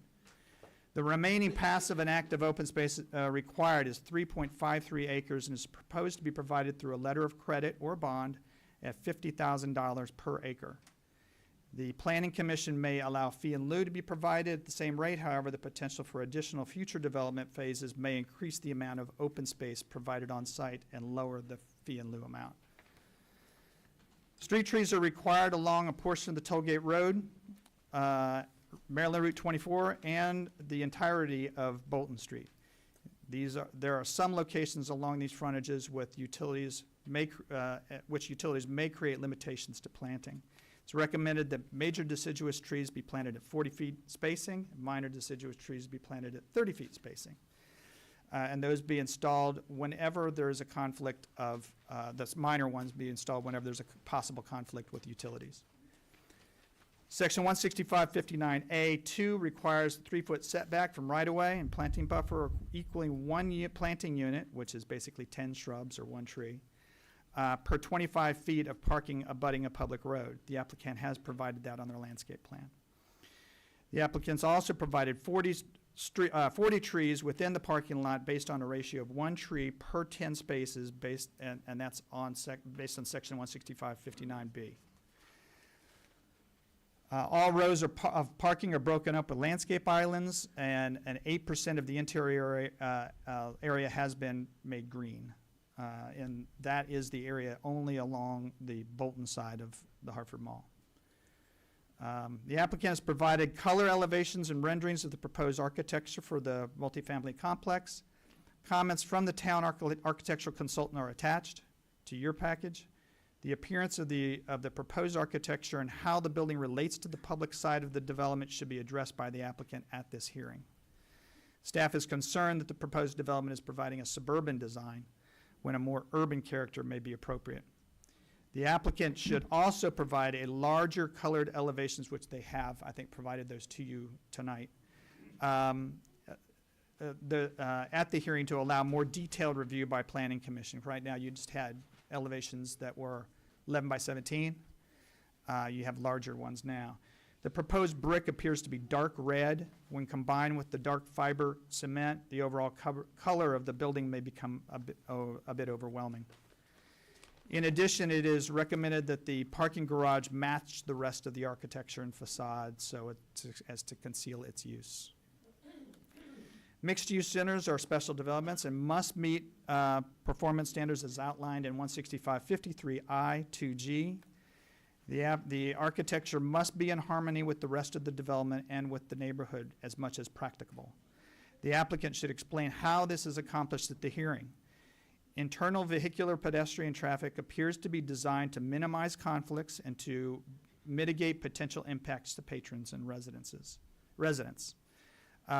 Provision of signs will be reviewed in aggregate through the center, and it appears the project is well below the sign area limitations. No additional freestanding sign is permitted. They're at their max.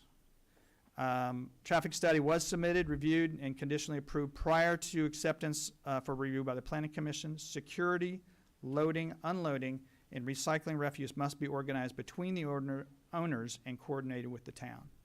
And that should be addressed tonight at the hearing also by the applicant.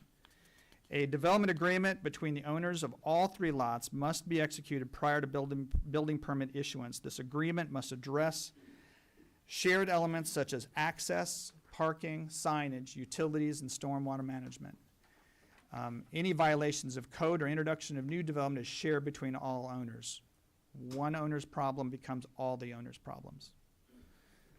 Subdivision, the preliminary plan must be revised to address comments from the reviewing agencies and provide for new and revised reciprocal agreements, easements or agreements when submitting the final record plat. Drafts of the easement documents must be provided to the Department of Public Works for review and approval prior to the town signature and on the final record plat. That plat must be recorded in the land records of Harford County along with all applicable easement and agreement documents prior to issuance of a building permit.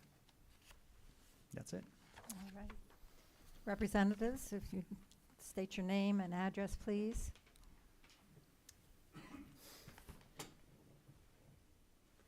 Good evening. My name is John Michelle. Live at 11 Belmont Road, Chestnut Hill, Massachusetts.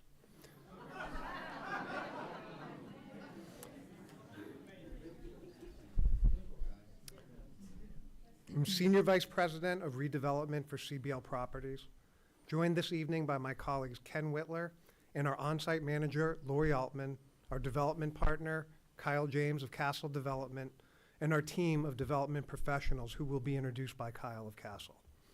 We are extremely grateful for your time, and we are excited to share our vision for the future of the Harford Mall. The plans we will share this evening are the product of years of in-depth study and a strong desire to reinvest in the Bel Air community through the thoughtful redevelopment of Harford Mall in accordance with the parameters set forth by the Bel Air Land Use Plan. Before getting to the plans, I want to provide background on CBL, Harford Mall, and the shopping center industry. CBL is here before you tonight as the owner of the Harford Mall campus and as a partner in the proposed redevelopment. Our position as owner of the existing project and investor/co-developer in the future project ensures that a unified vision for redevelopment will be realized. CBL currently owns and manages nearly 100 properties, 57 of which are enclosed malls similar to Harford Mall. Additionally, CBL has had ownership or management positions in scores of other enclosed malls during its nearly 50 years in business, and we have our finger on the pulse of malls and shopping center real estate. Harford Mall was originally constructed in 1973 and purchased by CBL in 2003. Over time, the mall has evolved considerably to meet the needs of the community. In 2006, 2007, the mall underwent an extensive renovation and expansion to introduce new retail and restaurants to the campus.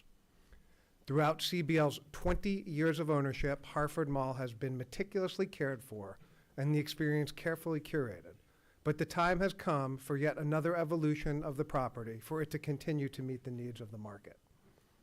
The retail industry has faced significant challenges and changed substantially in the 2 decades CBL has owned Harford Mall.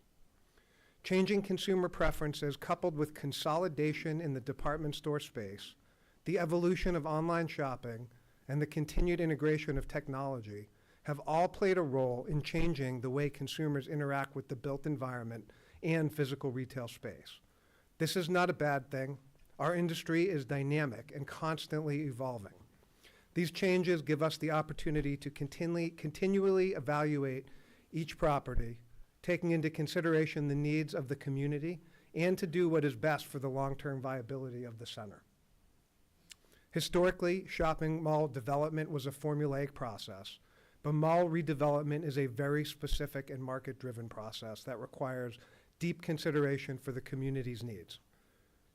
The mall category requires reimagination for the long-term benefit of the community, and we take great care when evaluating the opportunities before us. We have a team of local professionals dedicated to considering all possible scenarios, evaluating opportunities and potential outcomes.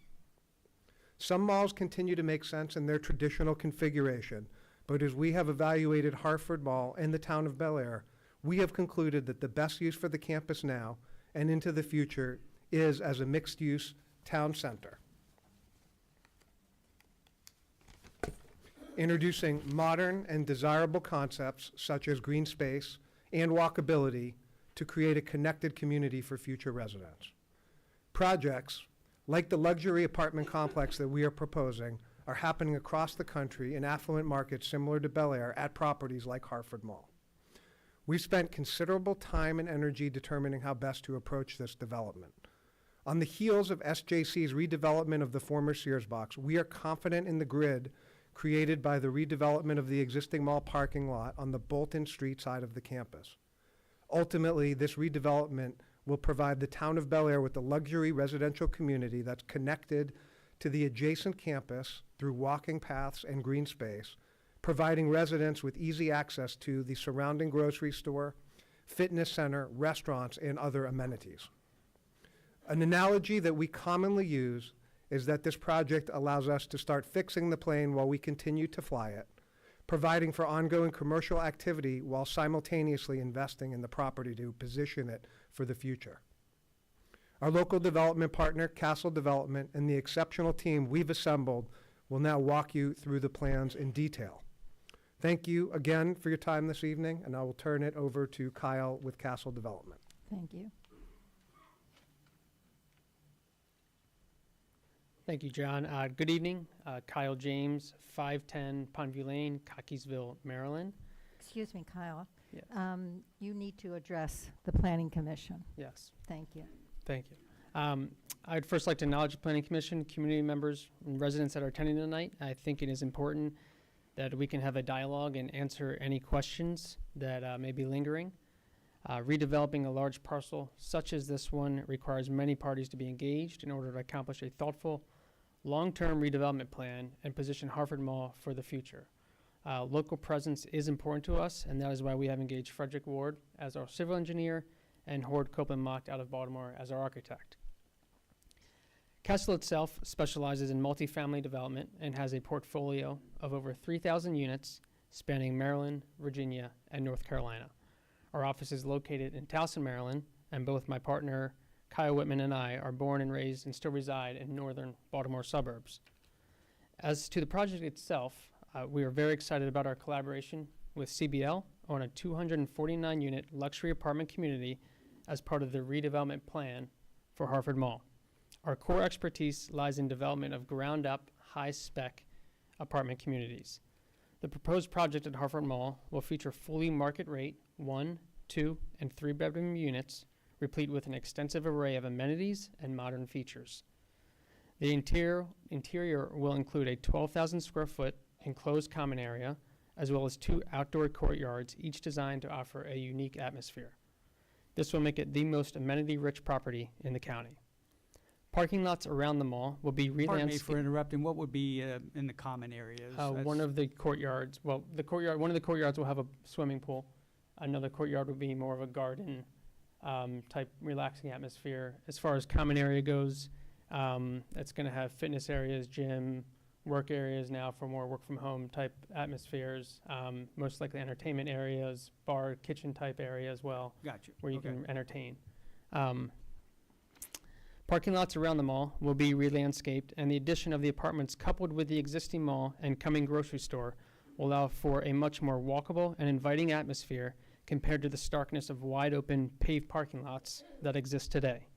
In addition, we will be adding and extending medians on Bolton Street, upgrading the traffic signal and pedestrian crossing, adding bike lanes, and widening sidewalks as part of the town's long-term plan to have a walkable, bikeable community between the main retail corridors across Route 24. Lastly, this asset will contribute nearly $1 million per year in real estate tax revenue. Our design has carefully crafted in regard to the traditional brick streetscape of the town of Bel Air, as well as adhering to architectural standards and the comprehensive plan for Bel Air. We believe the mall property is ideally situated for thoughtful redevelopment, and our vision aligns with the walkable mixed-use communities of the future. As you will see, we have tried to activate the mall from the inside out, creating access and parking for residents that is interior to alleviate foot and vehicle traffic on the outer ring of the mall. This gives residents and visitors alike a tight-knit feel that is easily accessible from one use to another, creating a connected, amenity-rich, inviting atmosphere for the benefit of the greater community and to aid in the future evolution of Harford Mall for the long-term viability of the campus. And I will pass it on to Frederick Ward to continue to talk about the specific details of the plan. Thank you. Thank you. Thank you, Kyle. Tom Miner, Frederick Ward, 5 South Main Street, Bel Air.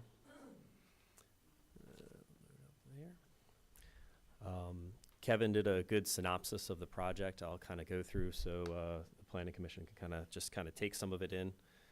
The overall portion of the project, so the total acreage is 33.81 acres, while we'll be developing, focusing on the north side of the property along Bolton Street for the apartments. Accessibility, we've performed our traffic impact study.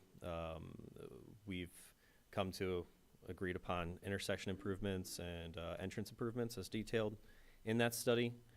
As you can kind of see, there's a lot of connectivity to the mall and a lot of different routes to exit or enter Bel Air from the site. Get in a little bit closer detail. So the entrance that we'll be improving and or removing, the current light situated here will be, as Kevin mentioned, turning to red and yellow flashing, while a new entrance will be situated across from the existing entrance servicing the Best Buy site. We are providing sewer capacity by completing an existing sewer line that was actually constructed back in, I believe, the early 90s that crosses Route 1. So we're completing some improvements that were done started in the 90s, and now we're completing them, which were planned for this kind of future event. Water, we've checked for capacity. Landscaping is, we've gone through the code compliance with the town, along with our zoning, we believe is compliant to the mixed use standards that have been recently adopted. And we believe that the project provides connectivity, both pedestrian and vehicular use, along with improving the corridor along Bolton Street, along the providing kind of a nice center median and better turn lanes for the accessibility of the site. And pass it off to. Thank you. Good evening. Thank you for your time this evening. Appreciate it. Sean Kefferstan, 700 East Pratt, Baltimore, Maryland, Associate Principal with Horde Copeland Locked. So wanted to walk you through a little bit our layout for this luxury apartment building. We took a lot of time working through how this was laid out on the site, where it was going to go, and how the different parts of it were going to work through. So we intentionally kept all of the back of house functions off of Bolton Street, really kind of creating a continuous wall through there so that we've got the apartment buildings, active uses, views out to the street coming through. You can see the amenity space here coming through the middle. We've intentionally created that all going all the way through the site so it ties from the mall back up to Bolton Street on the top. As Kyle was talking about, we'll have our leasing center in there, co-working space, fitness centers, and entertainment areas as well. You can see on the plan here the 2 different residential courtyards that we will have as part of the project. One of those will feature a pool. The idea is that would be the more active courtyard. You could have lawn games in there, the pool, shuffleboard, beanbag toss, and so forth, and then a quieter other courtyard that could be more contemplative, higher landscape quality going through in that area. The other thing I do really want to stress is that we did put the parking here directly across from the existing loading zone of Macy's, intentionally not having that face outward in any way. No views could be seen from the outside streets to see that area, and then consolidated the other back of house uses that are necessary but aren't usually the most attractive parts of the project in that area as well coming through.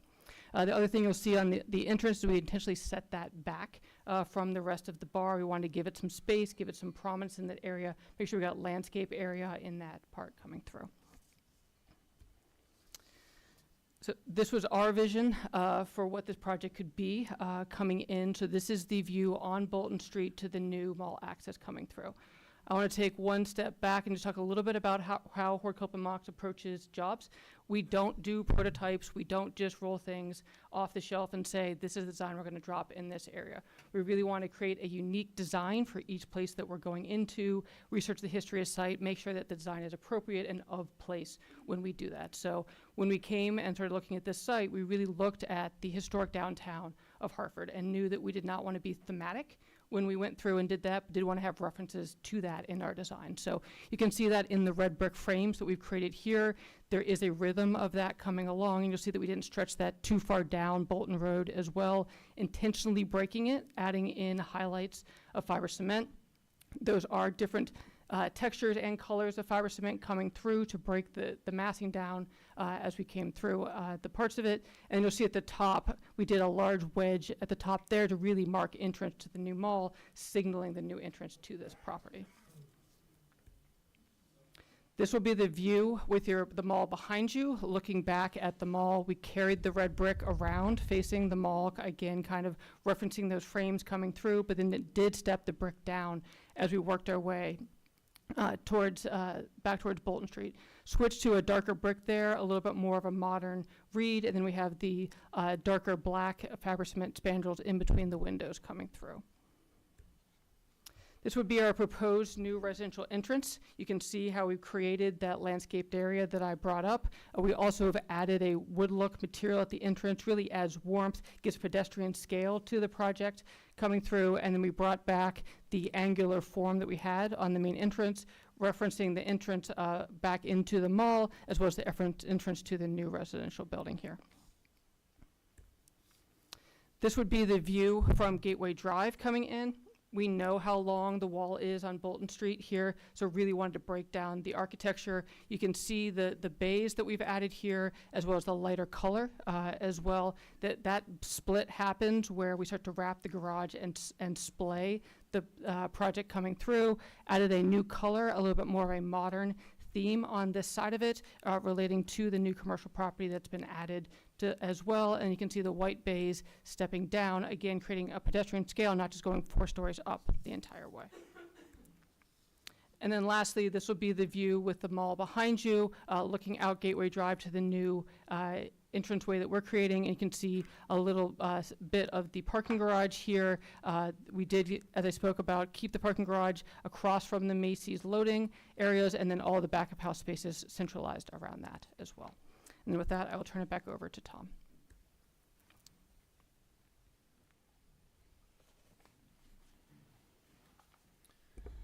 Thank you.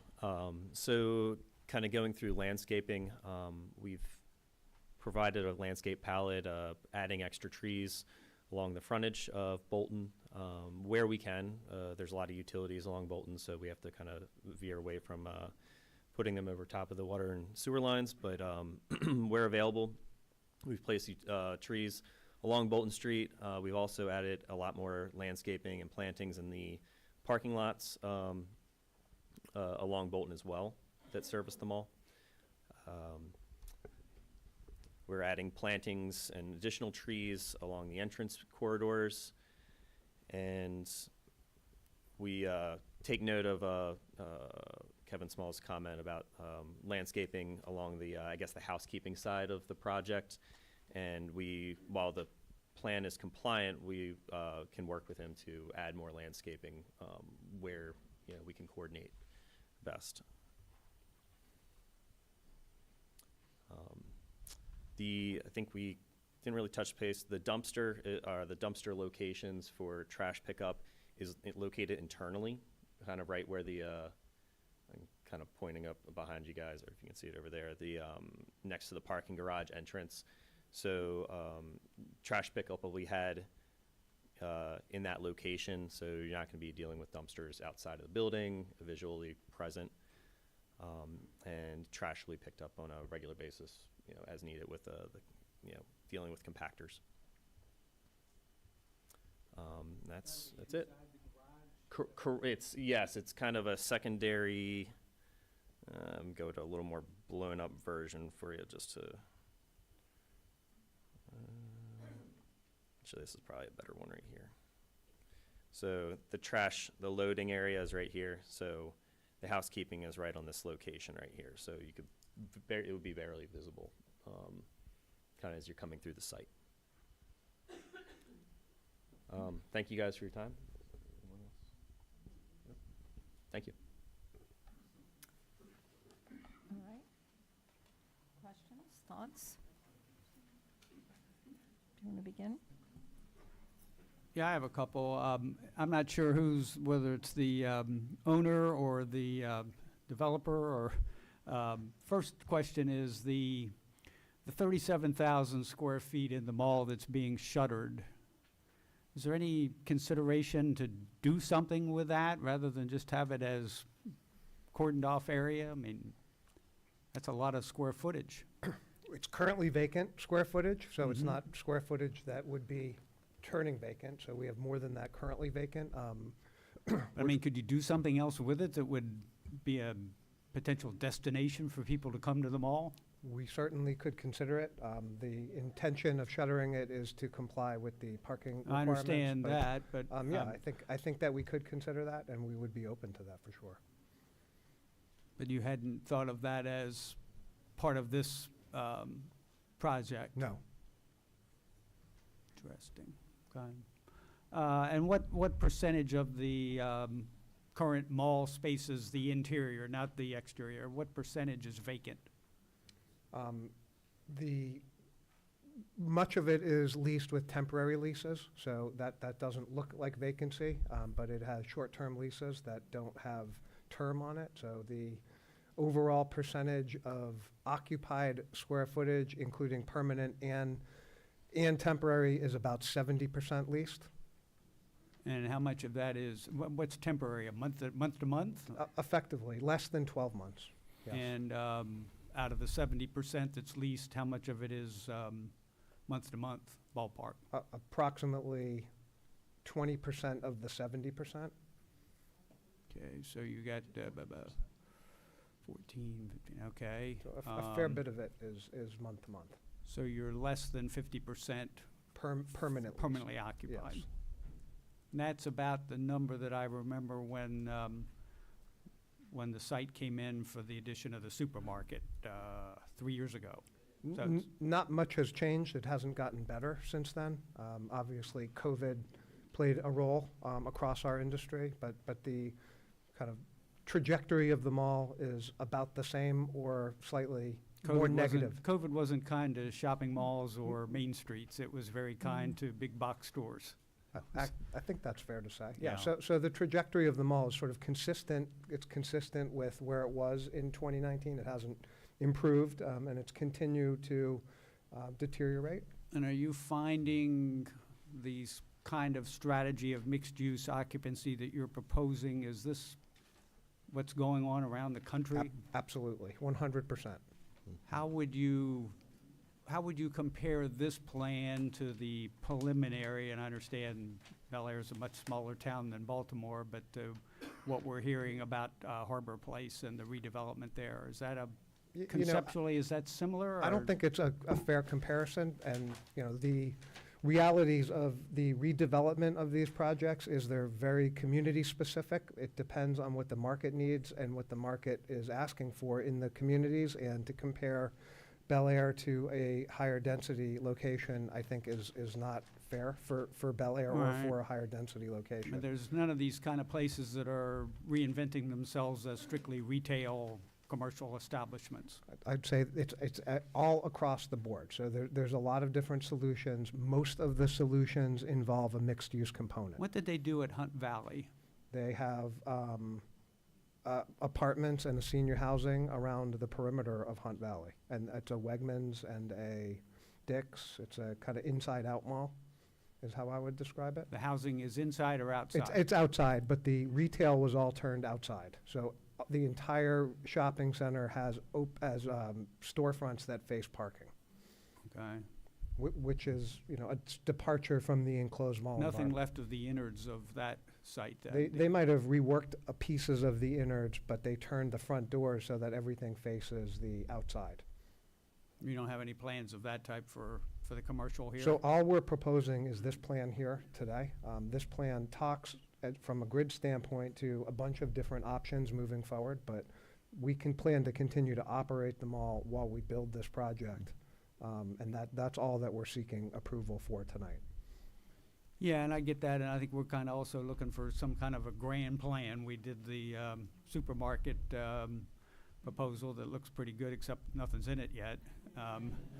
And now we have the proposed apartments, and, there's lots to be said for that, and I get from a business standpoint, and there's reasons why the chicken place didn't come to Harford Mall rather than down. I don't know if you were here for the last presentation, but they made a business decision. They certainly, I expect you would have been happy to have them if they would have knocked on your door. But Yeah, it's a great tenant. they didn't do that. So, what I can tell you is that the location of this building and its proximity to the existing structure works with a variety of different options in the future. We still have tenants in the mall that we are obligated to, that we want to continue to succeed and do business. So this proposal is the first of what's likely to be more proposals, but we're not ready to bring forward another proposal at this point. Okay. The traffic study, was that done? Who's going to answer that? He walked away. Was it? Traffic study. We wouldn't do that. Have a question We have regarding the traffic study. engineer. Mark's back here. Hold on. Good evening. Yeah, my question is, that with the traffic study, was it done considering the traffic that the mall generates on a daily basis? Yeah, so the existing counts. Mark, will you introduce yourself? Yeah, If you were sure, here yeah. for the last hearing, name and address, please. Yep. Mark Healy, Project Manager, Traffic Concepts, 7525 Connolly Drive, Hanover, Maryland, 21076. So the existing traffic counts, we counted each of the mall entrances to get the existing counts. And the mall entrance that's going to be closed, those trips were then, that we counted, were diverted and sent to Gateway, Right. essentially. Now these trips, did it consider just the stores that are open or the entire mall? Because there's about 20 shuttered stores now in the mall. No, I so think. we count. Just I what's there now. counted the actual traffic was counted. I didn't do any Okay. forecasting for vacant space. Okay. Well, as they continue to shutter shops and if they go through phase 2 and put up another building, I mean, the mall's going to be gone as it is. It's So my question is, with the mall traffic disappearing, how much does it kind of go to a 0% with the amount of traffic that the apartments are going to generate? Is it a no, it's not a wash if that's what you're asking. right? Yeah.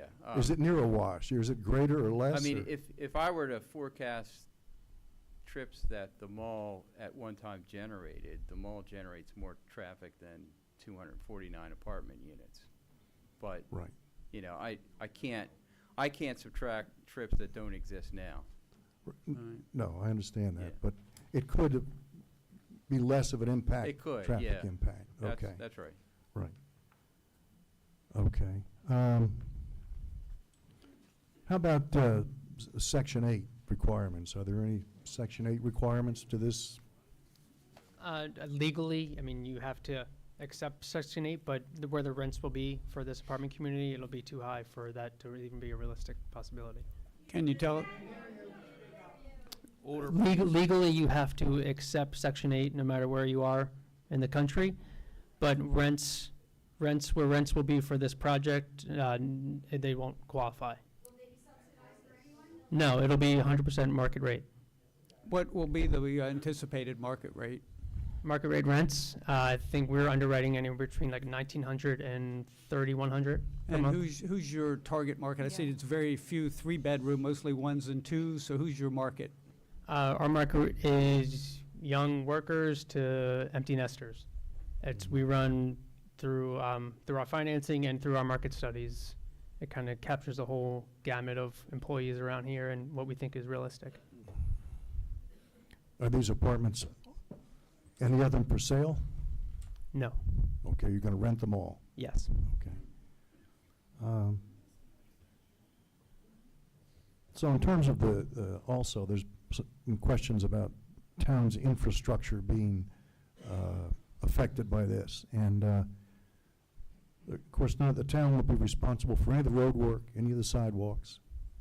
I'm sorry. Can you give your name and address before you step off?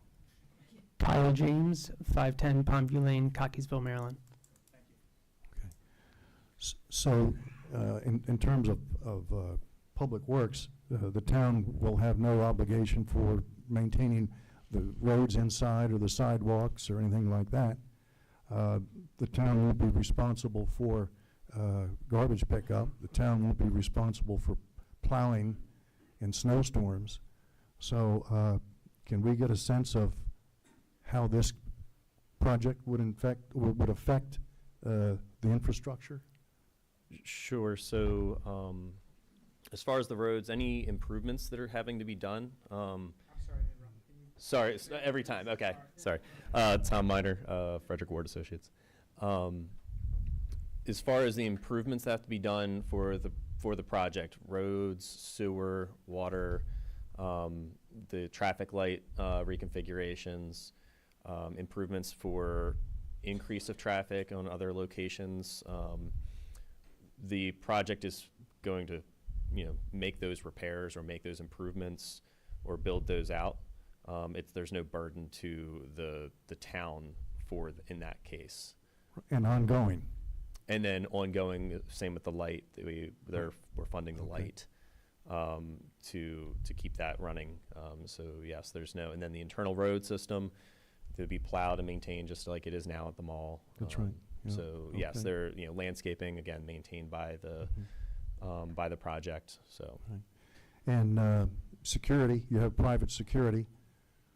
But does the town consult? I'm asking, I guess, the chief. What would be your relationship with the? Routine policing, routine calls for service that happen at that location. Yeah. So, Yes, sir. Okay, really not an increase in Well, I mean, with an increase in population, there's going to be an increase for police service.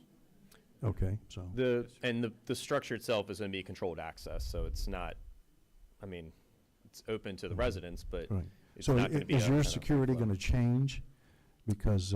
Over the entirety of the mall? Yeah, well, no, for I guess the residential Just for the section. residents, you'd have to have key cards and you'd have to be able to, just like you would go into your own house and have a key to the door. That's how the access point would operate in the evenings when you wouldn't have someone there servicing the structure. But it's just like any residential house. You'd be able to have to open the door and have it locked. Okay. That would apply to people accessing the parking garage as well. They'd have security and separation from the folks coming to park at Correct. the So mall. the parking garage, while we meet overall the whole parking for the entirety of the mixed-use center, the parking garage itself meets the requirements for parking. Kevin, if you correct me if I'm wrong here, but the parking garage meets the requirements for parking for a multifamily use like this. So theoretically, we shouldn't be putting taxing the other parking around the mixed-use center. The residents should, for the most part, the plan is to have them be operating only in the parking garage that we are building. How many spaces in the garage? There are 454 garage spaces. So they're meeting what we would require for an apartment project somewhere Yeah, else in town. they're meeting that, So yeah. many spaces per bedroom. Yes. Correct. I just have one more question regarding the school enrollments. There's nobody here from the Board of Education, but I guess from what I read in the report and everything, it's not going to really, the anticipated enrollment's not going to affect the capacities. Correct. Of Schools are over 100% now. Sir? All right, You know, order, please. Let me again- finish, okay? Thank you. So the have- school capacity in the region, we are below capacity for both Harford County's requirements and for the town of Bel Air requirements. We follow the Bel Air requirements, obviously. For Bel Air but- Elementary, Bel Air Middle, and Bel Air High School? So the I think three it's schools that are servicing that region are going to be Red Pump Elementary, Bel Air Oh, Middle, and Red Bel Air Pump. High. So Bel Air allows having adjacency of schools to have capacity as well, but the schools that this project services have capacity per the requirements already. Okay, thank you. Is the Board of Education here tonight, or did they send us anything? They did. They It's did. as part of your Yeah. package. Right. Okay, that appeared to right. be small numbers that they would anticipate from this. I noticed there was some concern about physically where the bus would stop and pick up kids. They wanted to have a bus stop. They did state that Red Pump Elementary, Bel Air Middle, and Bel Air High all are below the capacities that would negate or place a moratorium on the attendance area. Look, Wow. stop, okay? Yeah. We don't want to have to end this or escort people out of here. We want everybody to be heard, okay? Please be respectful, You'll have your opportunity. okay?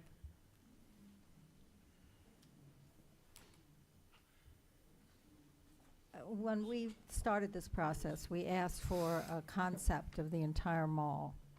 And I was hoping to see that there would be some open space and park-like portions that would not just necessarily be for these apartments. Has anything like that been taken into consideration?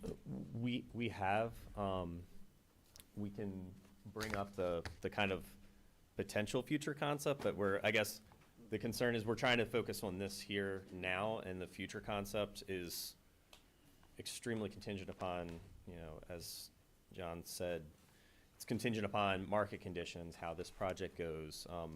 I guess we can present that, and that was in the package we submitted.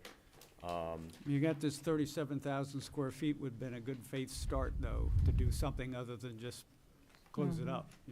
If you're not going to use it for retail, then it would have been a more attractive plan if we saw some community-type use for that. That's what, 600 by 600, right? That's a pretty sizable piece. Well, so for utilization of that, it's not all contiguous because the leases are in different spots. So it's not the cordoned off areas are not contiguous in their entirety. The other issue too is that since it's internal to the mall, if we have that open per the town's code, then we'd have to provide parking, correct, Kevin? That's correct. So while regrettable, we can't use that space. It's kind of, I'm not saying I guess our hands are kind of tied by the best way to kind of put it. in that we're not allowed to use that space, because if we're using it, then we have to put it at 3.5 spaces per 1,000 square feet. And so we would be then having to provide even more parking. Even We if it already know. wasn't retail, that would still apply? If they're Whatever using you it as, let's say if it, let's just pretend for a moment that it was contiguous and they said, well, we're gonna put a skating rink in there or pickleball courts in there, they would still have to meet, that would still count as retail space for parking?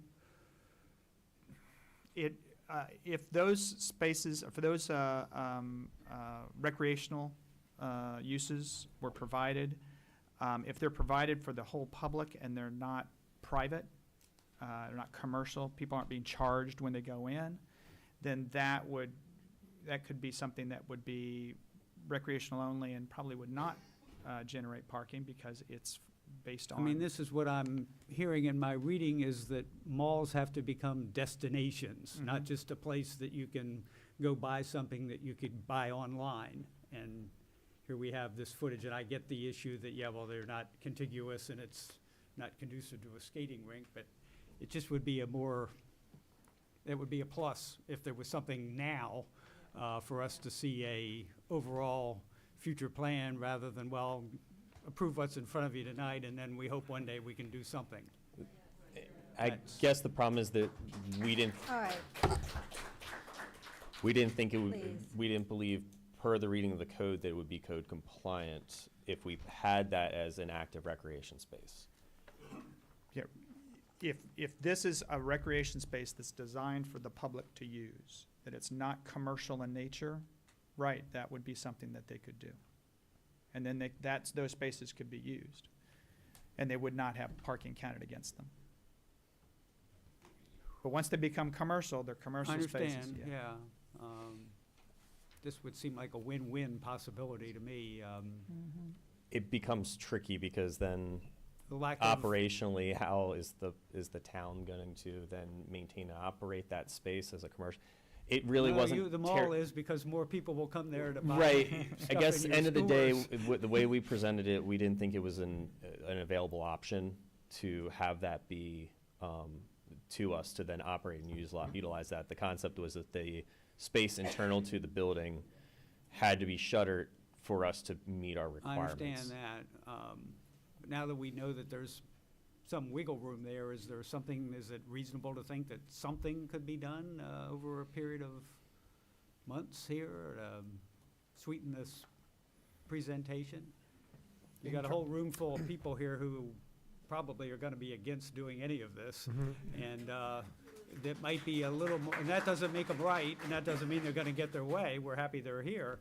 But it would be more, probably an easier buy-in for everyone if, yeah, we're gonna be able to go there and do something in a public, not-for-profit type of way. name and address again, please. John Michelle, CBL Properties, 11 Belmont Road, Chestnut Hill, Massachusetts. I think it's very challenging to convert the checkerboard of available spaces into meaningful public spaces.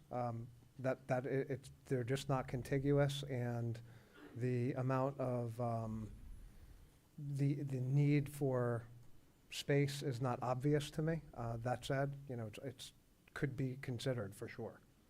You wouldn't see it as something that would be a win for the mall to have something in there, even with. Look, I think if someone was operating pickleball courts inside the mall, I think that would be good for the mall, and it would be good for the community. I understand that, and I do agree that would be a positive. Are you able to use the parking across the way as your count for spaces? In what we're calling the annex? Yes. No. Let me answer that? Yes, please. They did propose that. And if that's something the Planning Commission wants to consider, we consider someone crossing Bolton Street to be problematic with regard to safety. Okay.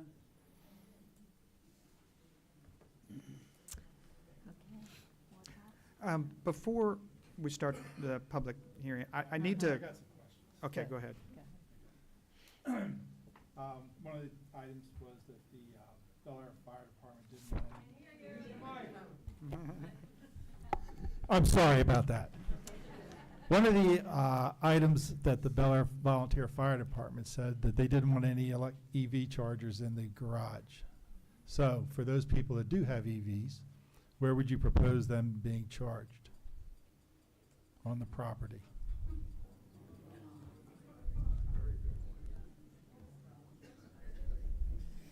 You were into that comment,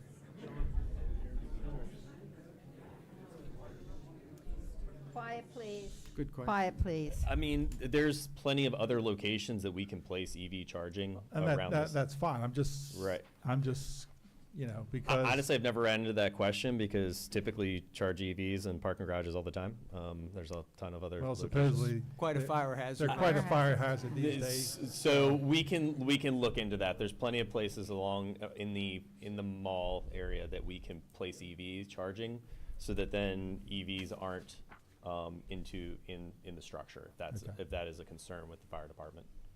Okay, one of the other things, the massing of the building's going to top out probably about 407 feet. Oh, top elevation. Right, top elevation. I'd have to look. That's based on, I believe that. Yeah, sure. So my point being is Harford Mall property is actually one of the taller properties within the town of Bel Air. So the massing of this building is going to be such that it's going to be highly visible from some portions of the town. Okay, driving up Route 1, probably down there by Raising Cane, you might be able to see the top floor of it. My point being is, part of the design structure for the architecture says it needs to be in harmony with the rest of the developments. And I have to tell you, in looking at this project, I don't know what it is about making buildings dark, but it looks to me very institutionalized. And I know you guys the architects go through a lot of trials and tribulations coming up with colors, but one got approved across the street here that looks like a stalemated Othello board that's going to be black and white. This, again, the massing just looks so institutionalized. And if Building 2 gets built, when you raise Harford Mall, if this is a success and it actually gets voted on and passed, and you raise Harford Mall and get rid of it, and you build something by the same design, I mean, to me, that's like, it looks to me like it's a black hole. It's it's probably one of the most traveled intersections in all of Harford County. And that even from Aberdeen at Crash Corner, Beards Hill Road at 22, which is, a very highly visible and highly traveled intersection. I look at this, and you look at everything else around, and the neutral colors or the lighter colors of the existing mall is white, tan. Even if you go over and look at the athletic center across the street, has some of the same design features as you, but when they put the other section on, they use reds and blues and tans to break up some of the facade or the color of that. I have to tell you, I don't like the color. And the color to me, and it has nothing to do with whether the building gets approved or doesn't get approved, because I know you guys take your time.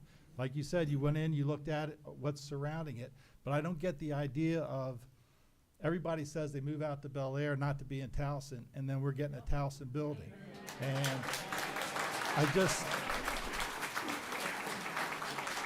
just don't see the building as being a building that is conducive to what you look around the town of Bel Air and you see. I mean, across the street, it's tan and light buildings, and maybe you want something different to stand out, but I just don't see it. And I'd like you to enlighten me, because I got to tell you, I don't see it. Sure. So Sean Kefferstan, Hort Copeland Mocked. Yep. Sean Kefferstan, Hort Copeland Mocked, 700 East Pratt, Baltimore, Maryland. So appreciate the feedback on that. We do take a lot of time in consideration of color choices, material choices coming through. On this job, we were allowed up to 60 feet in height and intentionally did not go that high, just to make it fit in better with some of the surrounding context around it. If you look at the building as well, we have a number of scale devices to break this down. So the brick itself only goes up 3 stories, again, in reference to some of the Main Street height that comes through. We've got water tables at level 1 to get to the pedestrian scale, adjacent to the sidewalks and so forth coming through. And then we do have, the larger massings going up to 4 stories coming through in that area. Additionally, to the dark colors, we do have the lighter facades as well coming through on this one, knowing that there is a very long facade coming along on Bolton Street and the need to break it at that point and introduce a different rhythm and different color palette to that. Again, I'm just saying. Yeah. All I see is a dark black hole. Yep. And, I know you guys sit down with a pen and paper or CAD design or whatever, and I'm sure you come up with all different palettes, but I can't get past the darkness of the structure. Yep. And it just, maybe it fits someplace. I just don't see it fitting the way the color design is. Okay. Understood. Appreciate the comments. That's just my naive opinion, I guess. But I also look at it that if this gets approved, it's a 70, assuming everything goes, it's a 75 to 100-year building. And everybody here and people that aren't even born yet are going to be looking at it. And, we have an idea of what it looks like now, what it maybe should look like or whatever. And it's different opposed to somebody that just shows up from out of town tomorrow and says, oh, that's pretty cool. But I guess the massing of it is such that, and again, I'm looking at not only this building, but, that if this gets approved and it's a success, that you guys raise the rest of the mall and build a sister apartment complex just like this building. And therefore, that's going to be even a greater massing. And I just want to get it, that's going to be the ultimate process here, that we get the color scheme right so that it's somewhat acceptable over the long term. Yeah, I don't want to speak for the owners, but I got you. As far as phase 2, all of that is on the table at that point, and nothing is here tonight is up for approval on phase 2. I understand, but part of our documentation that we have to look at is, okay, this is phase 1, and if possible, possibly maybe phase 2 works. Maybe the mall comes back. I don't know, and it makes sense that this is just it. But you also have to look at current and what could be possible. Kyle James, Castle Development. Yeah, we were under the kind of direction and guise of definitely incorporating a lot of the red brick. But as far as changing blacks to whites or tans, that's not an issue for us at all. So, Well, again, Yeah. I'm just saying. Yeah, no, from my we're- perspective, I don't like the color. yeah, we're happy to work with the town further on the color schemes and figuring out, what's optimal and what we think works. This is, kind of the guys that we thought we would be under and the town was looking for. If it's not exactly right, we're happy to work with them to make those changes. So, not an issue. I will say, not to refute my sidekick here, but just on this particular point, I'm reading now from Mr. Ed Meads, who was our contract architect. Sometimes likes these places, sometimes not, and he says on page 4 of 6, item B-J, the building is architecturally compatible and complements the existing development. It creates a unified whole as a foreground to the mall behind and creates a true mixed-use development. It recognizes the different use areas of the complex and treats them in the appropriate ways. The complex is acceptable in quality, texture, finish, size, shape, style, roof lines, and materials. Paul, I don't see eye to eye. I know you don't. You didn't even cross the street either. So it's just, these are different opinions, and the difference between Mr. Coates and I, and perhaps most of you, is that this is from an architect. That's all. And the dark colors to make it appear smaller as opposed to your lighter colors. All right, so I have another question on parking. So,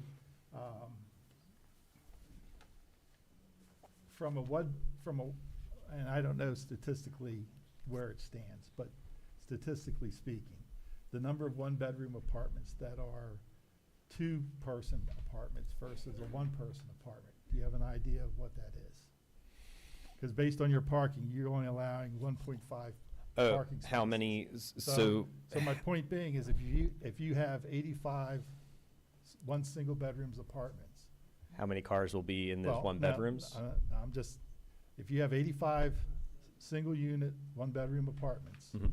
what is the percentage of those 85 that have two people that would have a car? I would, based on the parking requirements, probably 50%, Okay. just since it's 1.5 times. Well, no, I'm just, yeah. my Typically, point, so my point being is a husband and wife theoretically would have two, or so husband and market wife and studies. wife or whatever, but my point being is, if you have two people in a one-bedroom apartment, chances are they have two. I know from a requirement standpoint, you only need 1.5, because somebody somewhere along the line said, statistically speaking, that's all you need. Sure, and it's actually a little bit lower on the current markets that I've been seeing, and Kyle might even be better to address this, but typically it's somewhere between 1.04 cars per bed and 1.09. And so a lot of times, most of the parking requirements that we go to in municipalities are usually overparked. Has been kind of, at least from the market standpoint, what I've been told. And typically when we go on sites post facto, usually it seems like there's a lot of extra parking. So it seems like the trend has been less, more single car to one. Okay, so based on that line of thinking, what would a standard rental unit be, or rental agreement be for the number of beds? How many people could be in a one-bedroom apartment? 2. Okay, and a one-bedroom and den? 2. 2 bedrooms? 3. And a 3-bedroom? I mean, they can go, depends on how many kids they have. I guess it'll be Well, that's what I'm somewhere saying. between 4 and I don't know what our lease what exactly. No, I'm just says trying to here. get an idea Yeah. of capacity that you're looking at from a. and Yeah, again, we that's- generally don't look at it from a capacity standpoint in that view. Well, I mean, I'm looking at it from a capacity based Yeah. from a parking standpoint. Yeah, and from a parking, I don't recall what the code is. I mean, for a 3-bedroom, does it go up to 2.5? No, yeah, it gives you 2.5 Yeah, spaces. which is generally not gonna have more than 3 cars. Well, no, but I surely mean, for- my point being is if 3 guys graduated from college or 3 girls graduated from college and they want a 3-bedroom apartment, they've got 3 cars. Yes. So, Yeah, I mean, from experience, we're not even gonna come close to filling this garage. We're just hitting parking requirements, which are always over onerous on what is actual reality okay, at the end of the well, day. that was going to be my next question. Yeah, For those no, people- I would love to build less because these things are expensive to build, Right. but I need to build what's to code. So based on that, for people that are visiting people in the apartments, would they be able to park in the garage, or do they have to park in the other mall lot area? They would have to park in the other mall lot area. I don't think, because it will be gated unless we left the first floor open, but Well, no, I mean, the even if it's expectation ga- is, My point being is if yeah. it's gated and somebody comes and swipes their well, card, they're they not, can then, get in. yeah, they're breaking rules and they Right. shouldn't be doing that. Kyle James, Castle Development. Good, thank you. How do you negate the noise factor with apartments abutting your garage area? The garage typically is an issue, it's more the roads. To even get financing, if any bank is gonna finance this, we have to have sound studies, noise studies. Then they do STC calculations on the windows to make sure if there is enough sound protruding through, then we have to reinforce windows or walls or whatever it is with more sound protection. I don't think that is an issue at this project. One other question. They were talking about the way that you have it structured. The apartments surround the garage with the exception that the garage that is exposed facing, at this point, Green Turtle, basically. So there is no problem working that or making it whatever color that the rest of the thing is, the stamped concrete that shows in the picture. No.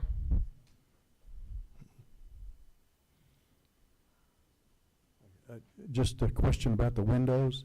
Are they going to be mirrored or reflected or tinted? No. No, okay.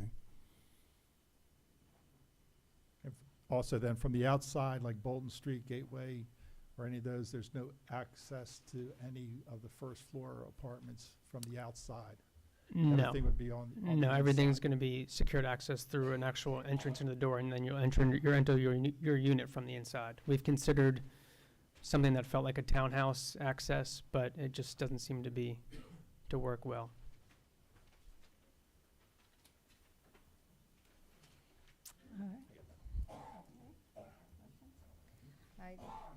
As I Madam read- Chair, can I Yes, just say one quick thing? Because I think there's some misunderstanding here. When the town gets an application that's residential, we send that application to the Harford County Public Schools, and they write us a letter that tells us what the capacity is for the schools that service that lot, or that property, or that development. The schools that this property services is Red Pump Elementary, Bel Air Middle, and Bel Air High. Right now, Bel Air Middle is at 88% capacity. Bel Air High is at 80% capacity. Red Pump Elementary is at 102% capacity. However, moratoriums don't kick in either for the town or for the county until it goes over 110%. So this development adds 37 potential elementary school students, 15 middle school, and 15 high school. If you add the 37 to the current count, it takes it from 102 to 107. I'm just giving you those numbers because I have to operate within what the code tells me I have to operate within, and I'm given those numbers by Harford County Public Schools. I don't make them up. Good. All right, thank you. As I call your name, for those who have listed that they'd like to speak, if you would come up, please, and speak and give us your name and address. The first is Deborah Buda.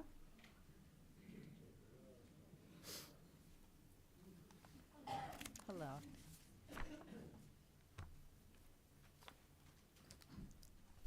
Hi, I'm Debbie Buda. I live at 259 Beckenham Circle, Legacy at Gateway. 2.5 years ago, I moved here from Pennsylvania, and I had to travel far to get to everything. And my husband and I, looked very quickly for And apartments because. excuse me, if you could address the commission. Oh, I'm sorry. We're the only ones here that can Yeah. I'm sorry. I'm looking at who I'm, Yeah. okay, who's supposed to be hearing me, I'm sorry. Anyway, we moved here very quickly. Our house sold. We didn't even know it was going to sell, and here we are.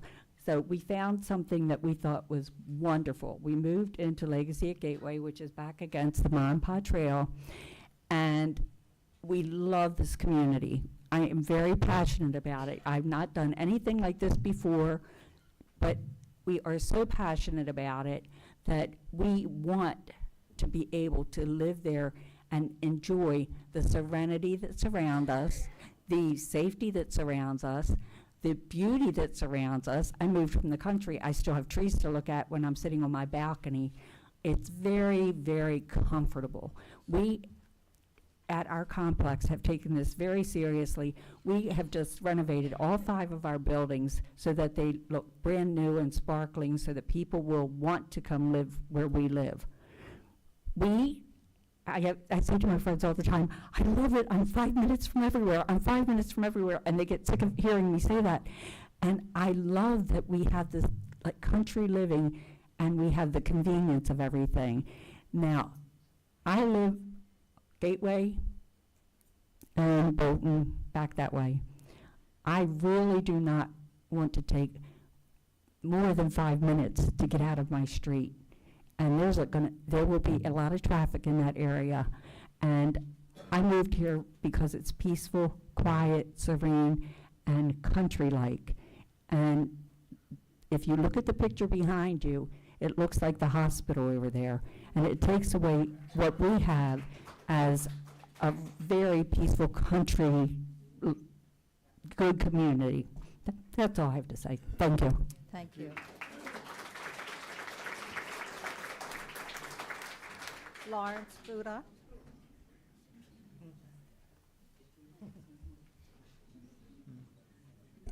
Madam Chairwoman, members of the board. My name is Lawrence Buda. I live at 259 Beckingham Circle, also with my lovely wife. One of the things that I'm concerned about, we have a lot of people that walk on Gateway. They're walking their dogs, they're walking for exercise. Some of them even make the left turn and go up Bolton Street.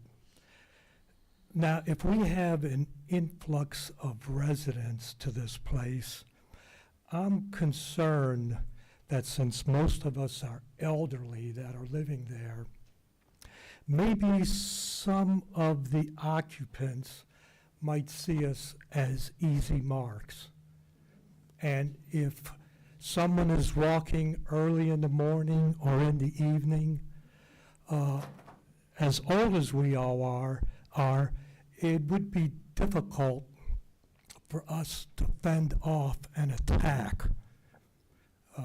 And I wouldn't advocate that people walking their dogs carry guns, but it just concerns me that we may be opening up our idyllic community to forces that may not be amenable to the type of life we have back in Gateway.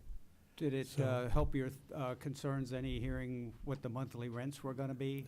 Well, that's what they say now. Oh, well, Now, if they can't rent out all the units, maybe they lower the rent. He claimed that the rents will be too high for Section 8. Maybe so, maybe not. Have you felt safe since early August living adjacent to the trail where people actually get murdered? Well, we have been concerned about that. So that is a concern there too. But I think getting murdered on the trail was probably an exception, an unfortunate one for that That poor would become woman. more routine with these people paying $1,900 a month. To, Who knows? I mean, your concerns are yours. Yeah. I accept them, but So- just curious. But anyway, that's one of my concerns. Thank you, board. Thank you. Thank you, Madam Chairwoman. Thank you. John Davis. John Davis. John Davis.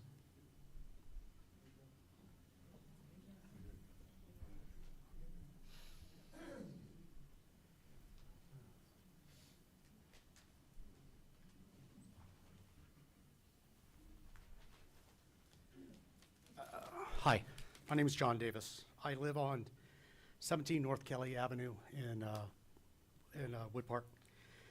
Sorry, I'm a little bit nervous. Relax, deep breath. I know, I know. Anyways, I often enjoy walking my dog around the neighborhood, and I see my neighbors doing the same. There's a lot of foot traffic. There's a lot of bicycle traffic. Kelly Avenue has, sorry. Kelly Avenue is the perfect shortcut between 24 and downtown Bel Air. There's long stretches between the stop signs. There's no speed bumps. There's no speed impeding elements on my road. And it's the most perfect route between the two locations. My concern is the amount of traffic that's going to be introduced by your Raising Cane project and by the 500 cars from this other location. My question to you guys is, what are you planning to do to mitigate the traffic incidents in my neighborhood, specifically on my street, and all other streets that run parallel that don't have the speed bumps or the speed reduction devices? The speed bumps don't come under the purview of this particular group, but there are things that could be done and have been done in other streets, and my heart is with you. I'm only one block over, and you are a collector street. Yeah. I don't know what would be a logical way why someone coming from any direction, though, would go down Kelly Avenue to get to Raising Cane. No, true, but. Okay, well, that's what you said, so I I'm just did say that, but. Yeah, okay. There are secondary streets, though. Atwood would be the street at risk with Raising Cane, which is done now. so. As Atwood backs up, they'll go to other Kelly secondary has schools. long been a shortcut to the mall from Forest Hill all the way back to when Mr. Buchel, who's up here somewhere, where he is, right there in the middle, till when he sold that corner off where the apartments are down at the bottom of your street, and that created that gateway to what later became the mall. Yep. And that was not the most fortunate event for Howard Park. Okay. So anyways, I just wanted to throw that out there. I just feel that the introduction of all this traffic is just going to get worse. And I was wondering, and I know that you said this isn't the purview for that, but yeah, I just wanted to state that, I guess. Thank you. Thank you.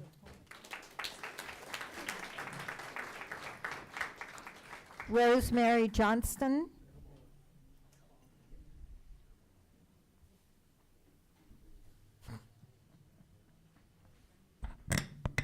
Just once, I would like a mic that is my size. Doesn't often work.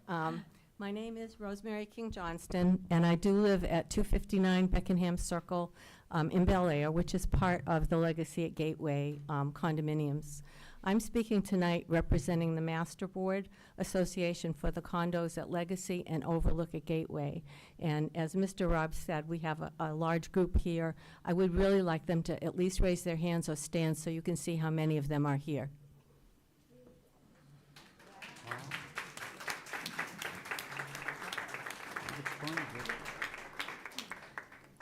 I ask that just so you'll see the level of interest that we have.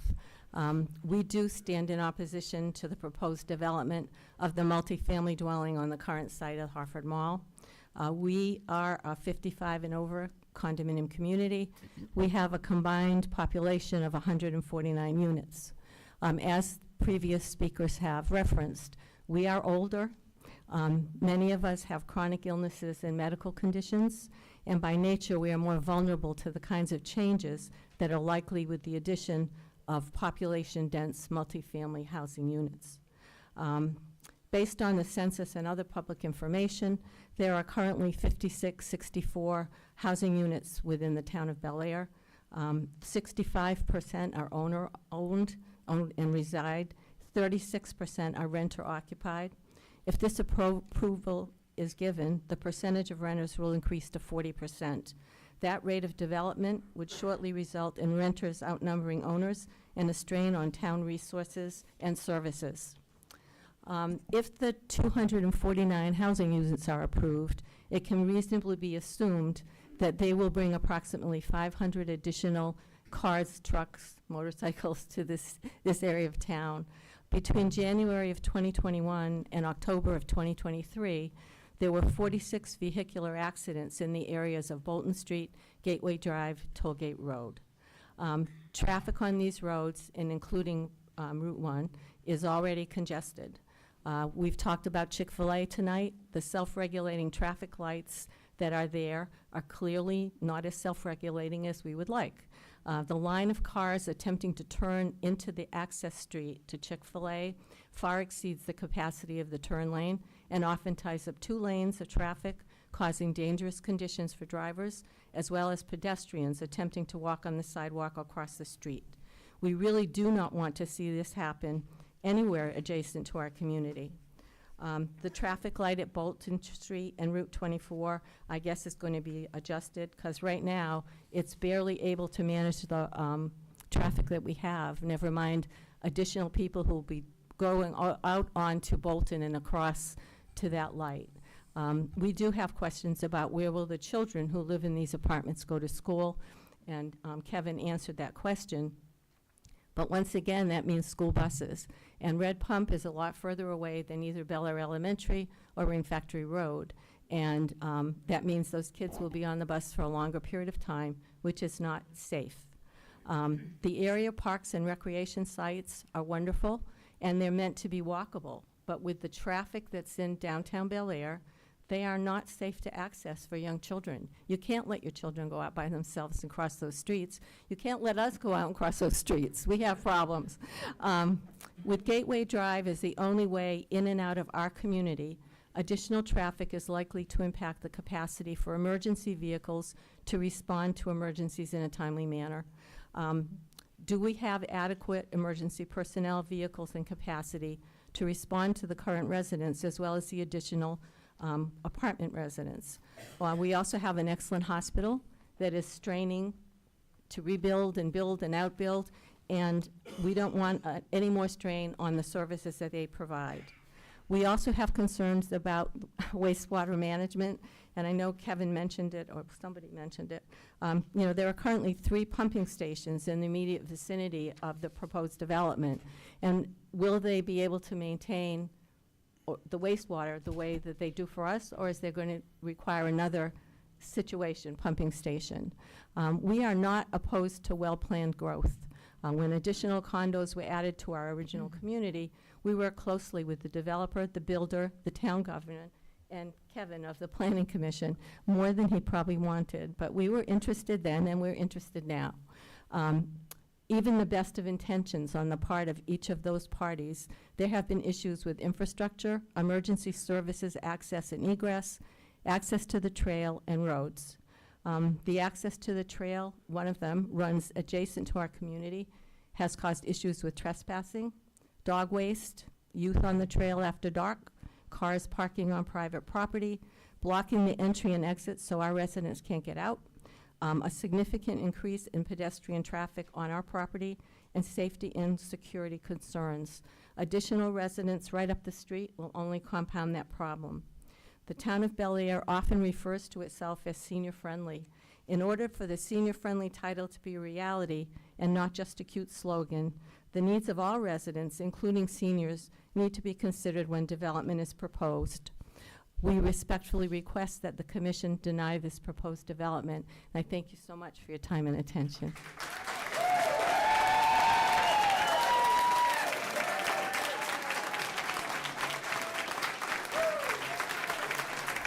Dennis Byer. Dennis Byer.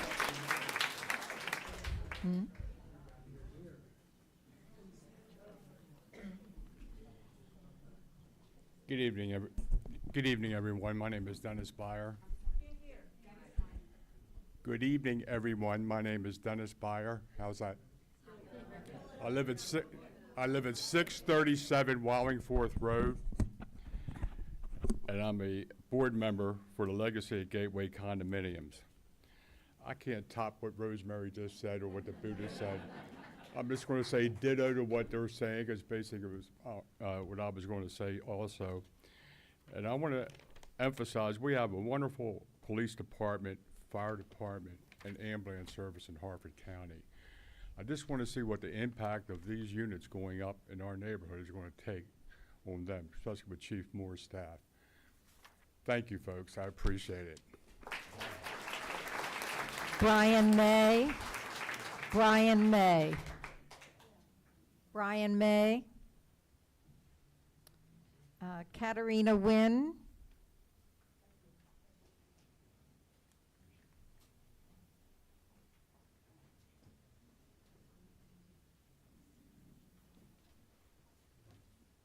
Hello, I'd like to address you, the commission. My name is Katharina Wynn. I live in 200 Thames. Oh, so sorry. My name is Katharina Wynn. I live in 200 Thames Way, Bel Air, Maryland. I represent English Country Manor, right down the road from Gateway. Yeah, Legacy. And so I think many questions, I had a whole list, were answered, but there was still one thing that I needed clarification for, and that was that light coming out of Gateway. And I know Could that's you address us? I'm sorry, ma'am. That's all right. And that was the light coming out of Gateway. So when I come out of my development, now currently, and I'm sure the other residents as well, you come to that light where you go left or right on Bolton and you're coming out of Gateway, the light probably lets 2 vehicles pass at any given time before it changes. So I know that that's going to have a huge impact with this this residence if it should be approved. So my concern is that, if I understood correctly, I heard one of the gentlemen say that it was going to become a flashing light. I just needed clarification on that, because I know the people in my community were super concerned about that. The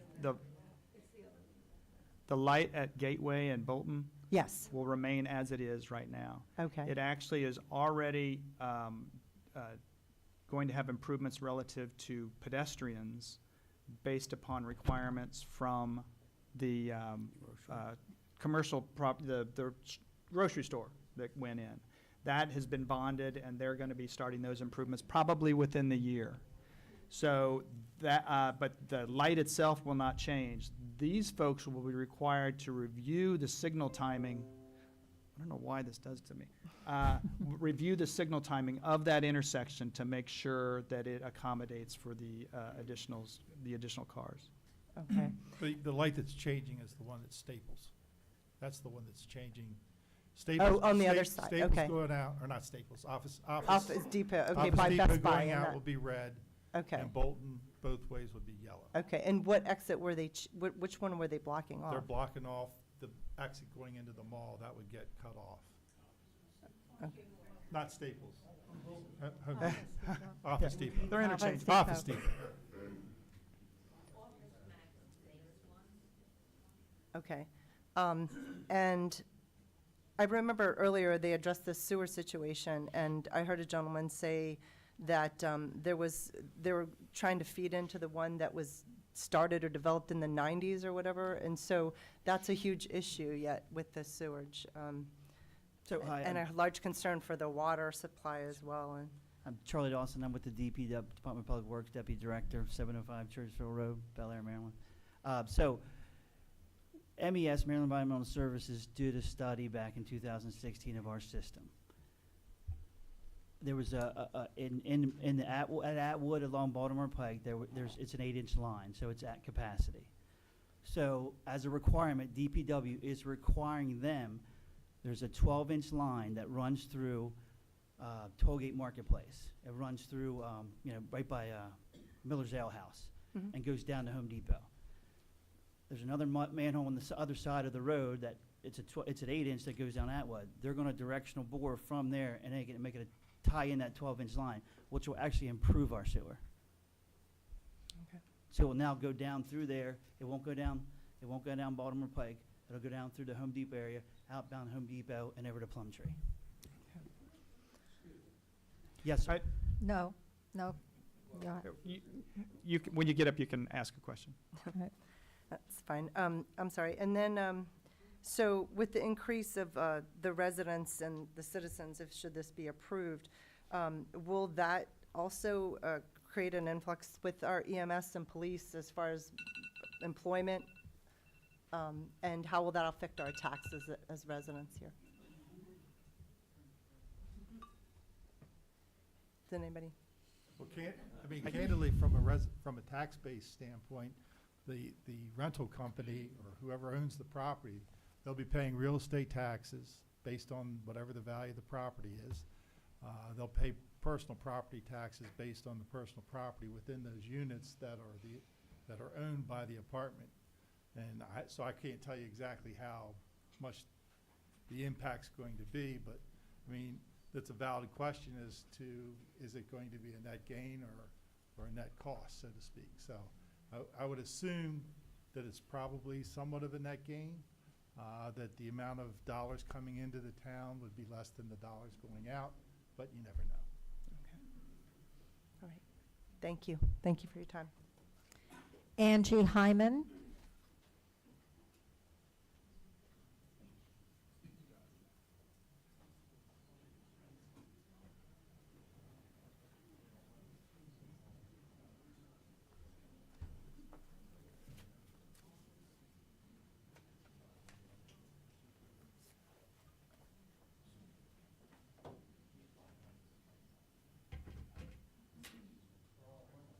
Hi, my name is Angie Hyman. I live at 115 Theodore Court in Forest Hill. As I was thinking about this tonight, I've been thinking about it a lot since I heard about the possibility of the apartments going up, and I was trying to think about it and say, you know, why would I go up there and talk? Who's going to listen to me? I have really no pool in this community. Maybe I'll just keep posting on Facebook and hope I can change people's minds. That didn't happen. So this is actually also the first time that I've ever gotten involved in anything like this, and I just feel compelled to speak up as a member of the community. The reality is that my history in Harford County started about 5 years before I was born. My parents were from Baltimore, and they looked at Harford County as a place to go for tranquility and peace, to enjoy the land and the beauty, something that they weren't able to experience in Baltimore City. So they built one of the original homes in Edgewood Meadows in 1965. I'm the little girl who was born on Valentine's Day at Harford Memorial Hospital in 1970. I'm the kid who rode in first grade, up the old 24 shotgun, without a seatbelt in my mom's VW Bug, smoke blowing in my face and everything, going to the mall. And I remember driving past where Chili's is now, and there was cows there, and it was beautiful. And then we rushed into the mall, and the biggest decision of the day was whether to go to the Orange Bowl first or the arcade. Fast forward, I was the senior class president of Edgewood High School in 1988. I went away to college, and then I came back home for a reason. And the reason is because Harford County is where I wanted to live for my entire life. Currently, I am a mother of 3 children. They are all teenagers now. And they all actually went to preschool at the Bel Air Athletic Club, which was very, very enjoyable as well. So I did my research. I mean, I've never done anything like this before, but I really, really tried to get educated about the situation to find out what they were trying to do to our community. And I can't say that I understand everything that I printed and read, but what I can tell you is there are, I really can't find anything good for the citizens of this county who have been here forever with this plan.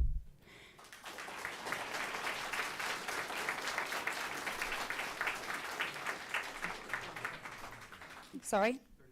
I'm sorry, I'm a member of the Maximeters Homeowner Association, so I have 5 minutes, okay? So I guess I have 3.5 minutes, right? 2.5, okay. Great, so we'll talk about the traffic. I mean, really, it's insane that I live in Forest Hill and I need to use Waze to get home from White Marsh, okay? Because it's either, what's the lesser of the 3 evils? Is it gonna be, Mountain Road? Is it Tollgate Road? Is it 24? Or is it a complete cluster and I get to crawl down Bel Air Road with everybody else going into Falston and Baldwin trying to make my way home, okay? It's just unacceptable. I personally was involved in 2 major car accidents, okay? During rush hour, one was on 924 coming home from work, and one was on Bel Air Road going to work. Both of those car accidents were not my fault. I needed to have 2 major surgeries, including a spinal fusion a year ago because of the traffic patterns, okay, in Bel Air. Unacceptable. Now, let's talk about the schools. And furthermore, sinking is not going to change the number of cars that are on the road. You can sink all you want, but that's not going to change the number of cars. You're talking about schools. You're saying that Bel Air is not overcrowded? Why are these kids walking outside in rainstorms to go to their class in a pod? It's a trailer that is sitting on the school grounds, but they're not overpopulated? That's not right.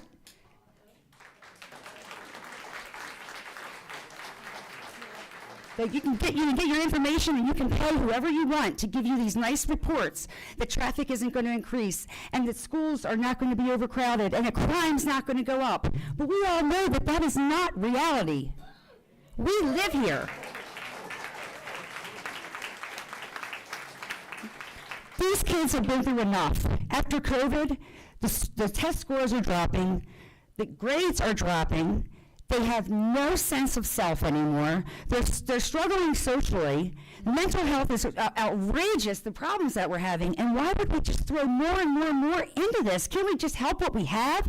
It's just like what's going on federally. It's like, why can't the people who live here and support this and donate to this community be a part of their decision making? Thank you very much. Deborah Waquay. Deborah Waquay. Is she here? Deborah Waquay. Thomas Flanagan.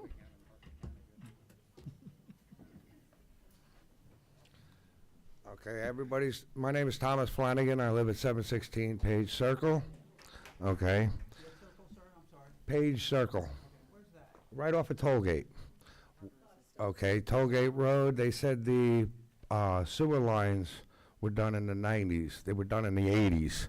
Our sewer lines just cost us 10 weeks of detours because they're crushing already. Okay? Nobody's talking about the older sewer lines that are on Tollgate. Are they gonna get fixed properly? All the way down? Okay, everybody in our community hated the detours. It took us forever to get through. Okay, the other thing is, we talk about the police. Gotta love our police. But nobody talks about the hospital. Okay, COVID came around. A lot of nurses didn't want the shot. They were fired. They're way understaffed. I've got a lot of family members that work in the hospital. Love them to death. They're way understaffed. What's going to happen now? Okay, it's called upper death peak right now. Am I right? It's understaffed. Coming out of Tollgate, where they project, make a right. Are they going to make that a 2-lane road? Because right now it's 1 lane. It takes forever to come from Falston into Bel Air. And in the wintertime, when it snows, we all know how many people die on that hill. What are they going to do there? You know, you're adding 249 apartments. That's a lot of traffic going through there. That's it.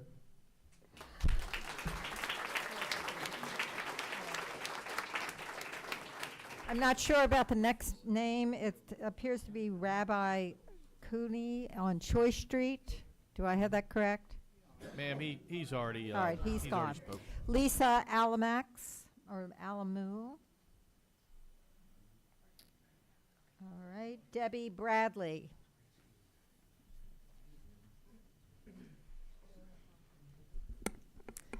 Good evening. I just wanted to voice some concerns that I have about building another apartment complex in Harford County. Yeah, add your address for me. Oh, I'm Name sorry. it. It is 224 Crocker Drive, Bel Air. As engaged members of this community, it's our responsibility to ensure that our infrastructure, schools, hospitals, and police services are well equipped to meet the needs of our growing population, all while addressing the increased crime rate we are likely to experience with the increase of more multifamily dwellings. Firstly, to build this large structure in the town of Bel Air, it draws some red flags for me. While economic development is vital, we must carefully consider the impact on our existing infrastructure. The increased traffic on Business Route 1 could lead to even more congestion, accidents, and delayed emergency response times, affecting the safety and well-being of our current residents. Business Route 1 is already taxed to capacity. Furthermore, the expansion of our community through such a large residential project brings forth questions about educational institutions. Are our schools adequately prepared to accommodate the influx of new students? Will class sizes increase yet again? And will our children still receive the quality education that they deserve? On the healthcare front, we must think about the capacity of our local hospital, especially with the closing of Harford Memorial. Increased population invariably means more demand for healthcare services, and our hospital is already past its ability to accommodate the residents we currently have. We need to ensure that our hospital can meet this demand without compromising the quality of care that is already an issue for our residents. The wait times are already extremely long, and the number of beds are already at capacity on most days. I can tell you my parents, before they passed last year, were in the hospital on multiple occasions and spent many, many days on a stretcher in the hallway because there were no beds available for them to have. The concerns don't stop there. A growing community often experiences an increase in criminal activity. It's imperative that we bolster our police force to maintain public safety and address these growing concerns.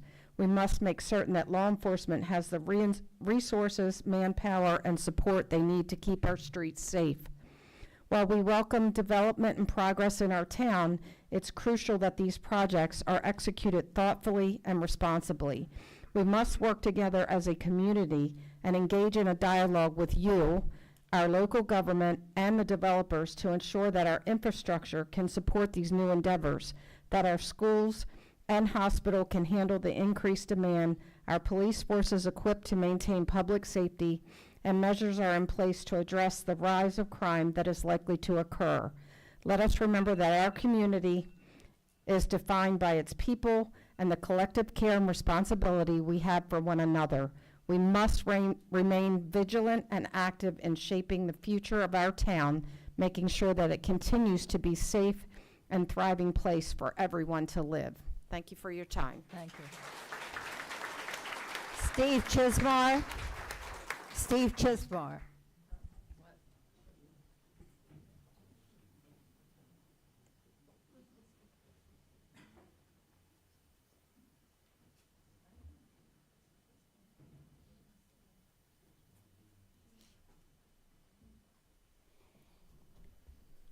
Hi, my name's Steve Chismar, 321 East Broadway.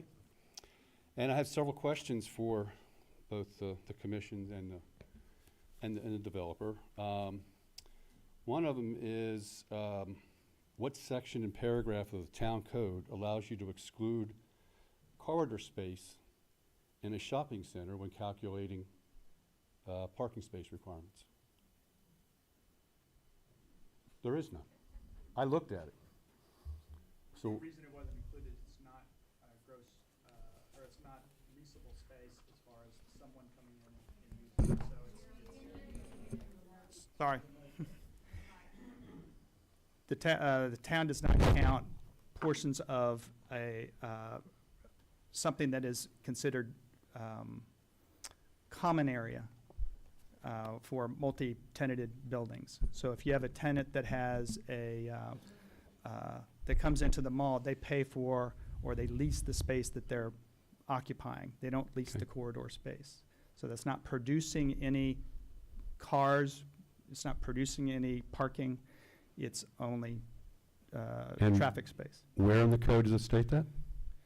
It's basically, it's the way that the town looks at it, we took it like, we consider it net leasable area, and it's defined in the code.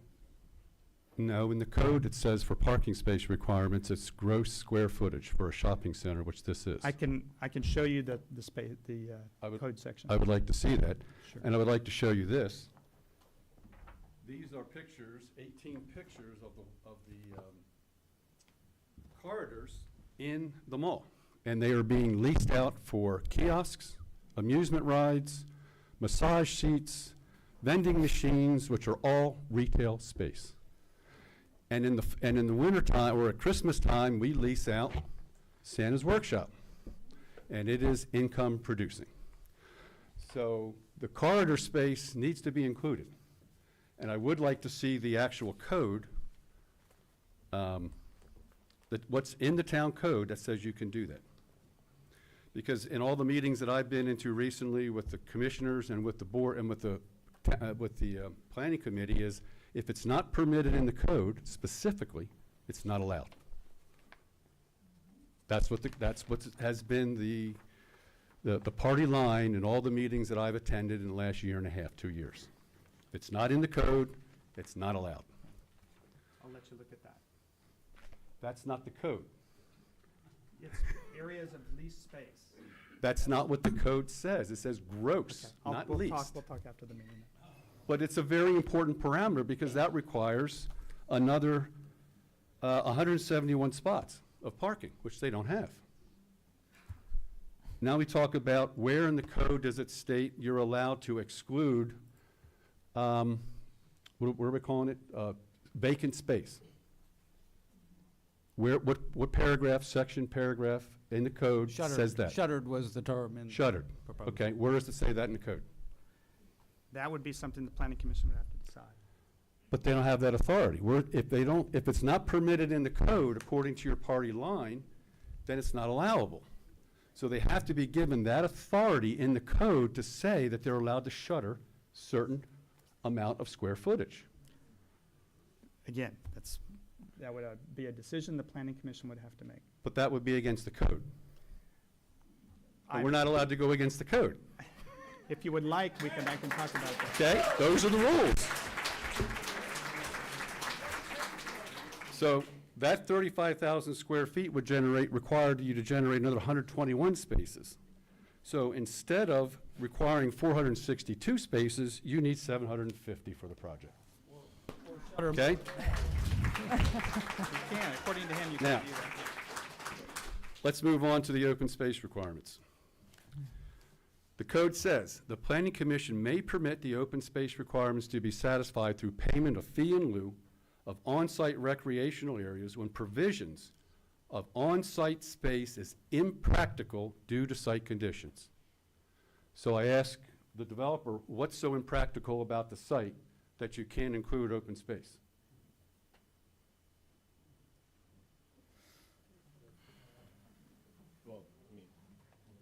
It's all you. Tom Miner, Frederick Ward.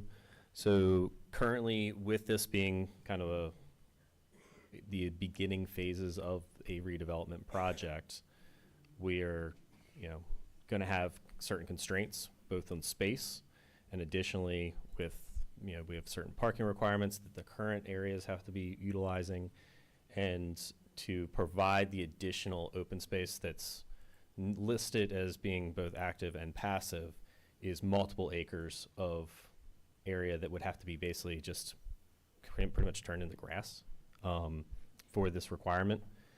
So it would pretty much mean wiping out the mall itself in this stage of the project. It doesn't really become applicable. So what we've requested to do is have it as a fee in lieu in this stage. And then as we progress forward into future phases, depending on how they work out, either that fee in lieu would be credited, or preferably we'd like to eventually be able to apply some of that and not have to pay fee in lieu and provide the amenity space. But in this phased condition, it's very difficult to kind of wipe out and have that open space day one as we do our transition.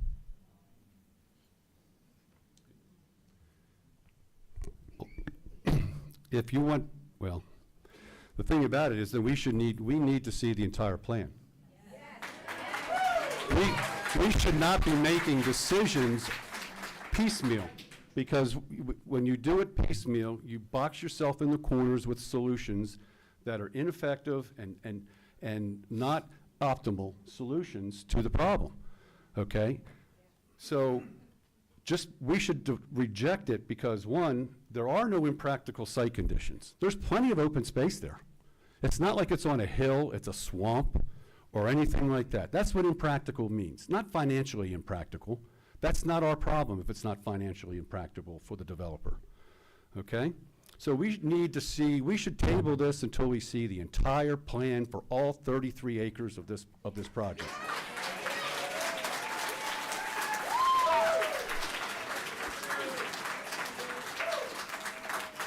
Another aspect is, we have to follow the comprehensive plan.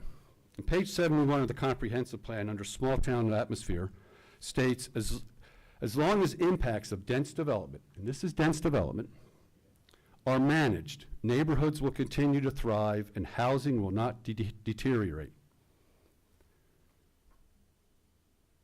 The problem is I missed a section in there, but anyway, the thing is it also states that you should have mitigation plans, an impact analysis and mitigation plans. I have not seen, besides a traffic impact analysis, I have not seen any or any other impact analysis on how much is going to increase. Quantitative, not qualitative, quantitative. EMS services, police calls, not the nuisance calls, criminal causes. Criminal causes, because you're putting in 500 to 700 more people in a very small area. Less than 3 acres? Yeah, I think it's 3-acre plot of land. You're putting in 500 to 700 people. Okay, what's it going to do? We've talked about schools, and we've talked about hospital. Okay, so where's the quantitative impact analysis and where's the mitigation plan? The comprehensive plan says we need a mitigation plan, okay, if we're going to do this high-density development. So it's, you know, right now we're saying, let's build it and we'll worry about the problems later. We'll try to figure them out. And that's how we got in the situation we're in now, okay? That's a reactive mode. We need to be in a proactive mode. We need to say, this is what we want to build. These are the impacts. Now, how do we manage them? How do we mitigate them and make this the right solution for our town? And I don't see that happening in this project.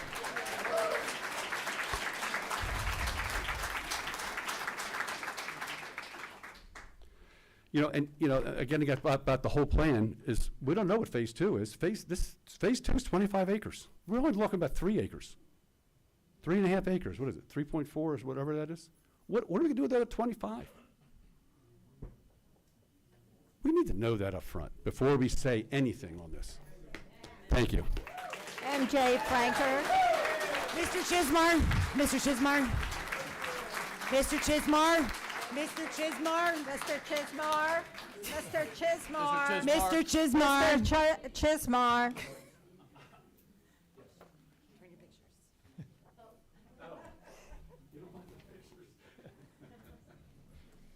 MJ Franker. Constantine, I'm sorry, not sure the last name. Oh. Any Constantines out there that signed up to testify? Yeah. Last name begins with an S. We had John Constantine Sova, Unitas Sona. once, but All right. Angie Hyman. She was out. She already spoke. Catherine Wynn. Nancy Wilson. Scott, I'm sorry, Anar. Yes, thank you, sorry. There you go.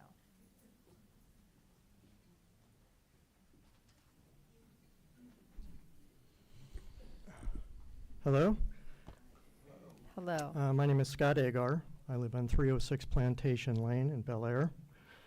I've been asked to speak on behalf of Tollgate Village residents regarding the caption matter. We oppose the caption proposal. It should be no surprise that we will always be concerned with anything affecting our community's sole means of ingress and egress and related safety, Tollgate Road. In addition to well-documented traffic hazards of this road, our concerns include, but are not limited to, the traffic impact on Tollgate Road and the roads that intersect with it. The poor levels of service at the intersections of these roads, as per the 2022 Comprehensive Plan, Table 6.2. The stark variance of residential units proposed from the, I think that was last year's comprehensive plan, with 249 units in lieu of 115 in the plan per Table 10.3, the next 10 to 15 years. It would not appear that the comprehensive plan would be aging well if this goes through. The unknown impact, as noted by my predecessor, of the remaining redevelopment at this location. I think we've already heard the next phase, et cetera. And we're staring at the potential for a rather gigantic increase in people, traffic, complications, and unintended consequences. The proposal presents concerns, uncertainties, and incongruity with the comprehensive plan. And on that basis, we oppose and we request that you reject it. As an aside, I am curious as to why the traffic impact study was not available along with the rest of the documents. if you'd like a copy, we can send it. I've had several people request it, and I've sent it to them. Well, I mean, on the website, we have plans, we have renderings. I can put it on the website. That would be excellent. I promise not to cut myself on the paper. Anyway, thank you for your time. Jim Rutledge.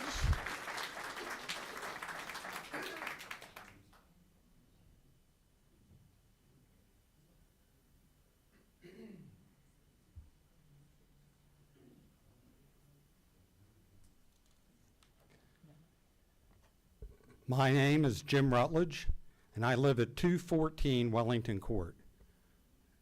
Honorable Madam Chair, the Commission, what I have is I have specific questions for specific witnesses under the tradition of being able to ask questions of these witnesses. And my first question will be directed to Kyle James. I would like Mr. James to confirm that the swimming pool is considered part of the open space that he proposes. Is that correct?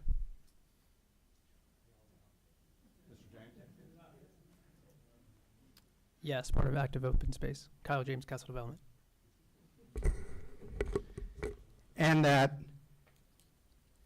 the plan that you're asking to propose, still a question to Kyle James, is that there will be hike and biker trail. If you could flip to the picture that has the actual plat.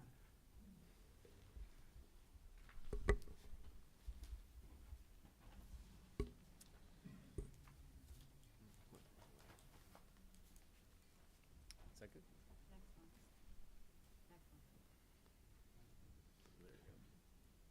Yes, the one that shows the intersection with Bolton, okay, and the highway. Could you come forward, Mr. James? What's the question? Yes, I'm going to ask you a question, but we need to look at this together. Okay. At the corner here of Bolton, that roadway right there that's intersecting, that's the Vietnam Memorial Highway, correct? Mm-hmm. And the notation is a proposed Yes. hiker-biker trail. That, Yes. and first of all, is there any public financing going to pay for the hiker-biker trail, or is the owner, the developer, et cetera, going to pay for that privately? Kyle James, Castle Development, that is paid privately, and Kevin or the town could confirm that, but I think that's a requirement per our plan. Now, my next question is, can any member of the public use that public way to hike or bike? Yes. My next question, Mr. James, has to do with the parking garage. Can you tell us whether the parking garage is restricted only for the use of the people that live in these apartments? Yes. So nobody going to shop in the mall will be able to use that parking garage, is that correct? Yes. Now, are there any private roads on this plat of part of your development?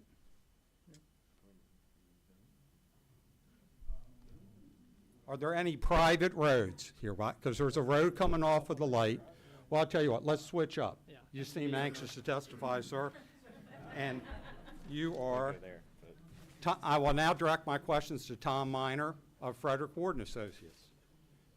On the proposed project your client is asking for approval of, are there any private roads on the project? Tom Miner, Frederick Ward. There are private access points and private driveway corridors throughout the project, just as there would be with the mall currently. And those private access points, and would they be, are any of that being financed publicly? Or is it all privately being paid for? All private.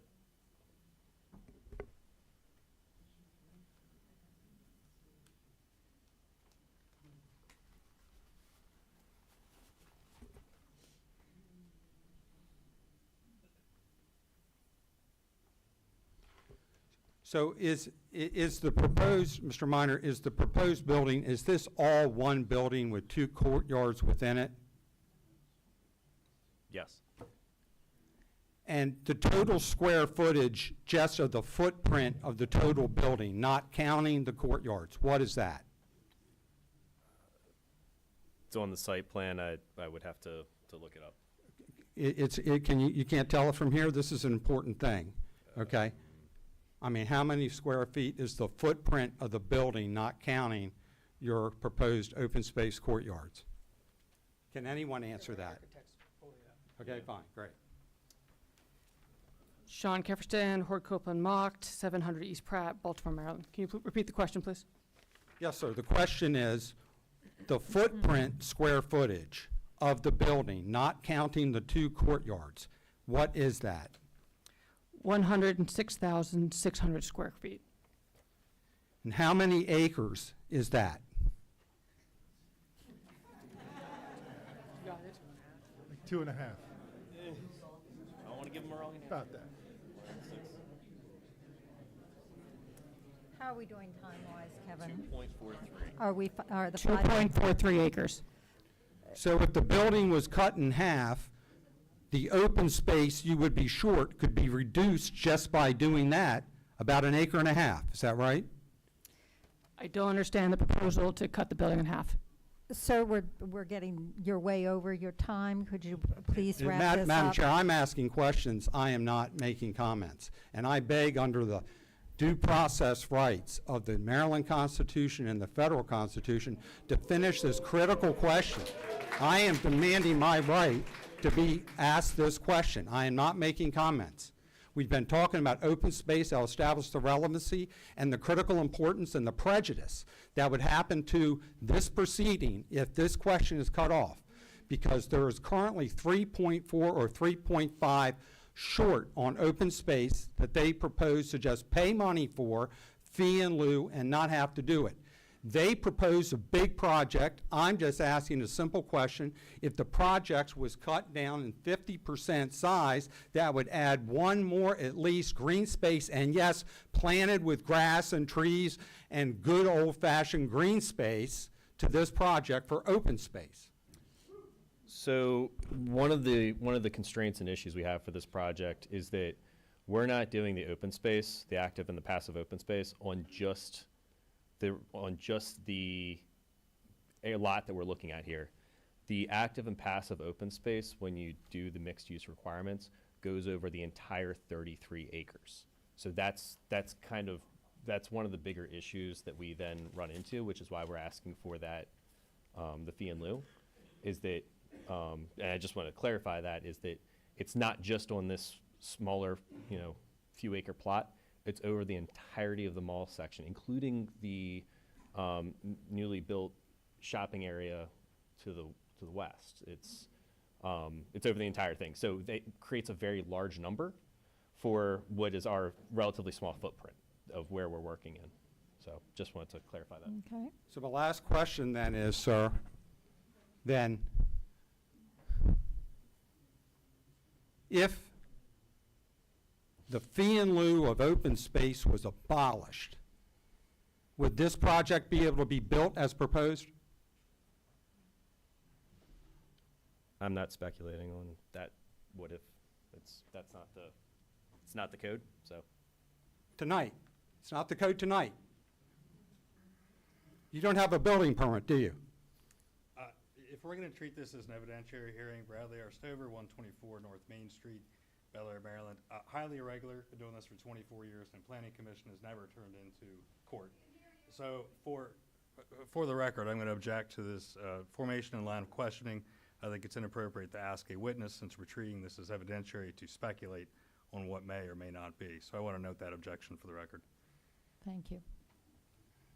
Am I being gagged? What's the ruling on the objection?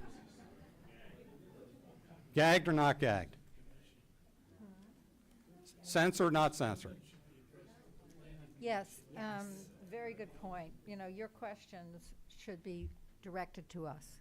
You have no right to be directing them to them. Oh, is that right? That's Okay. what your comments. Is that right? That's That's been the way this panel has conducted itself? Okay, fine. Yeah. Thank you very much. Jessica Balsona.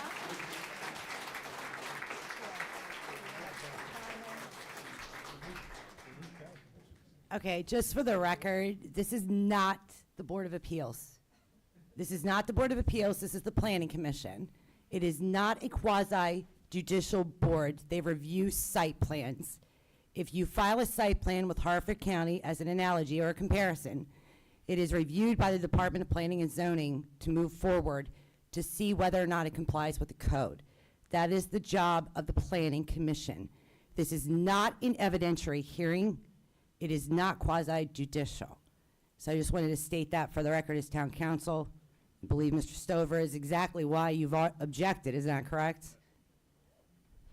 Frankly, I think it's unusual to object in a non-quasi-judicial I totally proceeding, agree with you. But I wanted to say it on the record. Absolutely. So, for the Planning Commission's perspective, they're reviewing the site plan to see if it complies with the code. There's no testimony. There's no evidence. This is not the Board of Appeals. That being said, Madam Chair, not to divert, the Chief of Police gave me a letter that had been dropped off by one of the participants, R. Scott Agar, 306 Plantation Lane, Bel Air, Maryland, 21014. So I didn't know if you guys wanted to look at that. So I'm going to give that to you. He's already been here and spoken. Okay. Yes, ma'am, he spoke. He just forgot to give it to you after he spoke. All right, thank you. Jessica Zarsona. Thank you. I'm not going to question anybody or anything like that. I am a newer resident to Harford County, but I'm originally from Baltimore, grew up in Towson, Loch Raven, seen that place boom and go crazy, seen a building very similar to this one go up along the road I used to take to school all the time. And there's a building right. Whereabouts? What road? That would be Joppa Road, going straight to Carver Center for Arts and Tech. Yeah, so I've been hearing from occasional of folks that live out in the county, and I wonder, do they do any apartment development in Harford County outside of Bel Air? And I think I'm familiar with across from the horse farm you're talking, right? Yeah, well, there's a whole corridor on the way down to York Road and Joppa, all of that area, and they have made an apartment whole area. Oh, I thought you meant the apartments down here, right down Route no. 1, because there's a significant one there too, and But- up in Hickory. Right.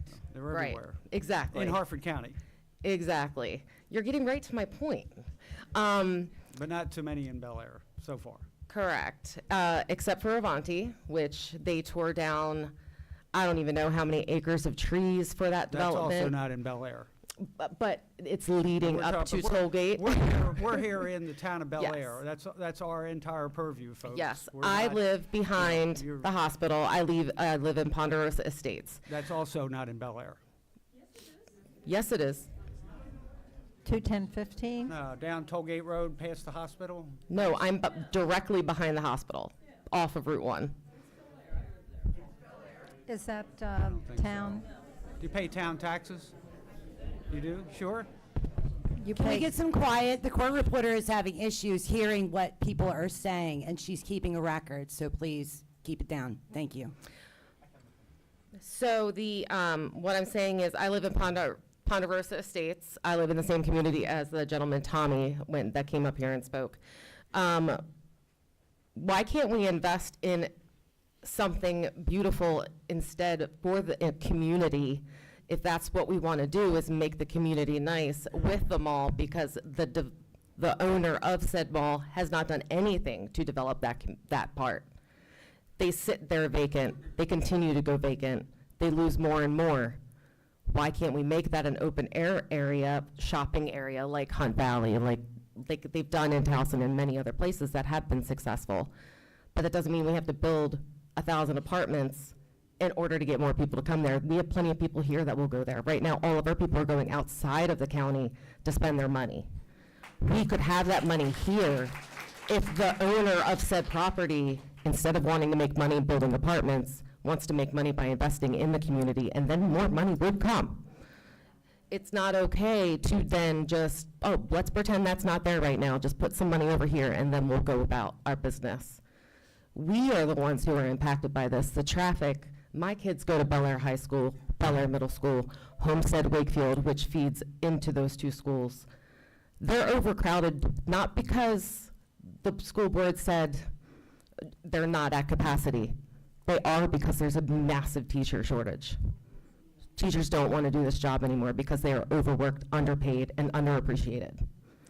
we need the teachers, we need the community to step up more, like God, we've done tonight, because I don't think I've ever seen so much of Excuse me. community band. Excuse me, I'm you're sorry. speaking to us. Mhm. That was And- the first And one. your time is up? Yep. Okay. Thank you very much. All right, we have two that are coming together, Eloise Grea and Cy Filat, if I pronounce that correctly. I think these may have been the, well, Eloise Gray. Is there an Eloise Gray? There you go. Look at these, I love these kids, Girl Scouts, Oh, sat here through we all go. this. They'll hate democracy forever. It's a beautiful thing. Okay. Good evening. My name is CJ Felt. And I live on 900 Rock Spring Road. And I'm Eloise Gray. I live on 538 Westwell Lane, Bel Air, Maryland. I'm Mina Neffel, and I live 595 Ridgewood Road. According to the Statistic. We're also here with Troop 808, if that's helpful. just a little fact there. According to the people that have been speaking tonight, apparently only 33% of the mall is filled. And that being said, the district of the apartments will be built into the district of Bel Air Middle School, where all of us reside as going to school there, and Red Pump Elementary, where almost all of us have graduated from, and Bel Air High School, where some of us will go. And I can say, I have been there. I had to walk in below freezing temperatures to get to my first period class last year because of the periods and the amount of students. And Eloise here, and Mina. Last year, we were in a math class of 40 children, and I felt as if I was falling behind because it was one teacher and 40 kids. And it was so hard to get directions across or teach lessons. So it just made school life so much harder. With the amount of children going into schools, there's not enough teachers to keep up. Like you said, these apartments are districted for Red Pump. I went to Red Pump Elementary. One of my teacher's offices was in a storage closet. And in addition to that, she had to share it with another administrator. And I know personally one of the other teachers, there were so populated in one of the pods that the teacher planning room had to be used as his classroom for the next school year.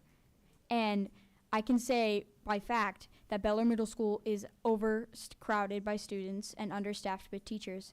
I know multiple people that have had to go with me to walk to these pods in freezing cold when we are not allowed to wear school jackets after homeroom. We are not allowed to wear overcoats. We are not allowed to wear hats or scarves or anything outside of homeroom. So we are left in long sleeves and thin pants to go walk to these pods. And these people talk about green space, and I want to ask them, what about the waste? When we tear down this mall and we get rid of these businesses and we get rid of these money makings and we redirect all of this stuff, where's all that waste going to go? Is that going to go to a landfill? Is that going to decompose over hundreds of years, long after I am gone, long after everyone in this room is gone, and just sit there and decompose? Or is it going to stay there and help us and fund other people's businesses? If we build more apartments, that means more families. What? It doesn't go down. That means more families with more kids who go to school. Going to school takes buses. I know people who have 3 people to a seat, plus their backpacks, plus their coats, plus their lunch, plus their instruments, and then it's these 8th grade kids trying to squeeze onto a school bus. Like, I don't see how that's going to work if we bring more people to school. Tell them that. On my bus, there are kids who are over 6 feet tall as 8th graders on the floor because there are so many kids on the bus that do not fit because there are no bus drivers. So if we add more people to that live near us, that's going to make the buses so much bigger without bus drivers to drive them. So there will be like zero room for the kids to breathe.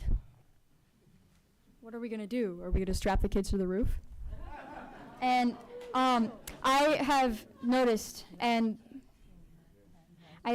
that when they're talking about the size of the building, I'm seeing the pictures of the building, I'm thinking, how far away are we talking? Like, how far away is it gonna be before we cannot see that building? Like, are we gonna be be able to see it from like miles away because of how tall it is in smack dab in the middle of a shopping compound? All right, And thank you very much, all of you. Thank you.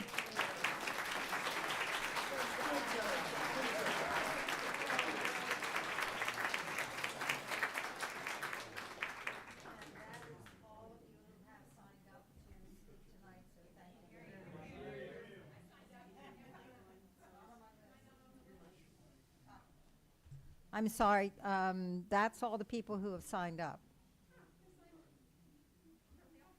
What is your name? Patty Wade, yes, sorry. You are the last one. Sorry about that.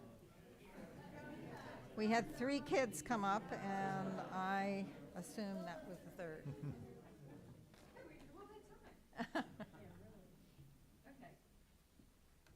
I'm not going to take long because you guys have been here a really long time. I'll talk to you.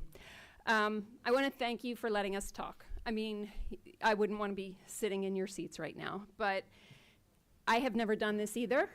I don't know how I can follow acts like Steve Chismar, who I think I'm now voting for, and I'm not sure if he's married or not, but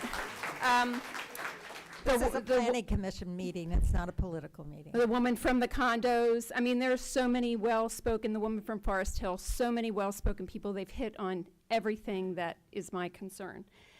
I just want to talk about the future phases. We talked about that in depth. I think that is the foremost thing we need. We need to see what comes after this.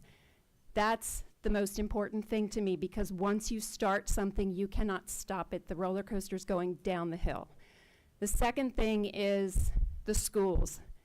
I love those girls. Troop 808 rocks. My son is a school student. He went to Red Pump. He went in that closet. I knew exactly what they were talking about. And there's no space. I know the percentages say things, but there's so many kids in those classes, and kids can't learn math on their own. They have to be taught. And when you have 40 kids, my son would sit there and wait, and he'd get 10 minutes of time to learn, and then they'd send him off to a desk and say, just do some stuff over here because we got to work with these kids over here. So the schools are very important. And then the traffic.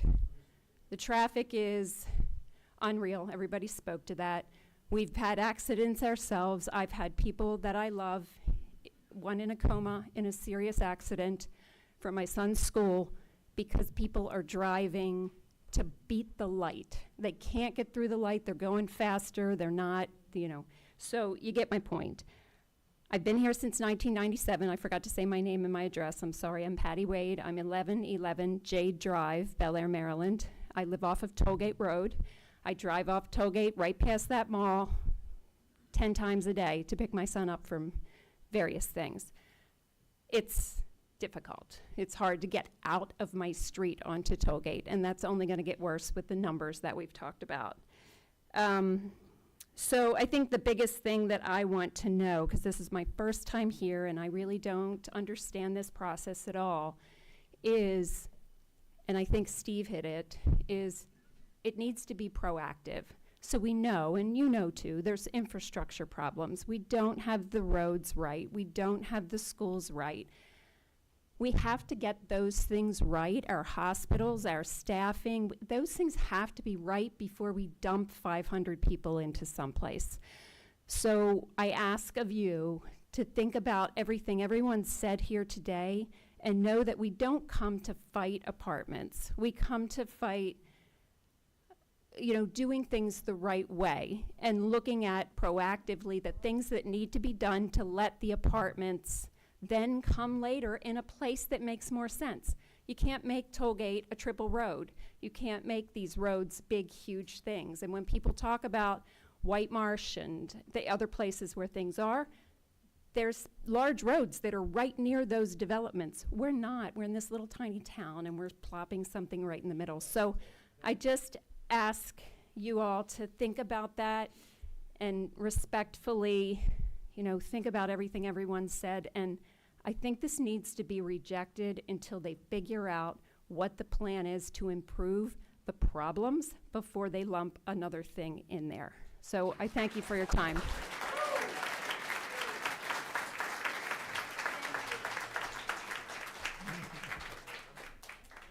Okay, guys. That's it. All right. Thank you very much. I do have one question. On the Bolton Street, where we're talking about putting a medium strip in. Yes. I'm sorry, I'm talking about on Bolton Street where they're talking about putting a medium strip in. Yep. We're not gonna make another Home Depot problem, are we? Where we cut out a lane and then we don't have the lane, and then after we cut it out, we figure that. There's no loss of lanes. What we're doing is, because there's medians in there, because we lost a left-hand turn lane that was going into the mall. Now that So you're left-hand turn is being removed. So that's where the median is. We're not like going towards. We're also continuing a 3-foot wide median to make sure that people don't make it illegal movements along that road. No, So but it's like- going to separate traffic, I basically. understand, okay, I'm good with that, but we're not gonna get ourselves into a situation where Home Depot ran us into a left only and a straight, and people can't turn, and we finally got 2 roads back, so to speak. Yeah, there would be, most of the length of the road would be exclusive left-hand turn lanes, and then right through lanes. Okay. Yeah. All right.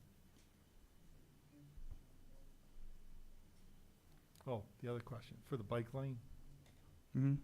is that going to be taken up as part of Bolton Street, or is that going to be taken up as part of their property to get to? Right now, there's existing room in the lanes, because if you drive along there, they're 15-foot wide lanes.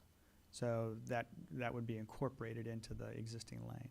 Okay. But for day one, it probably would not exist.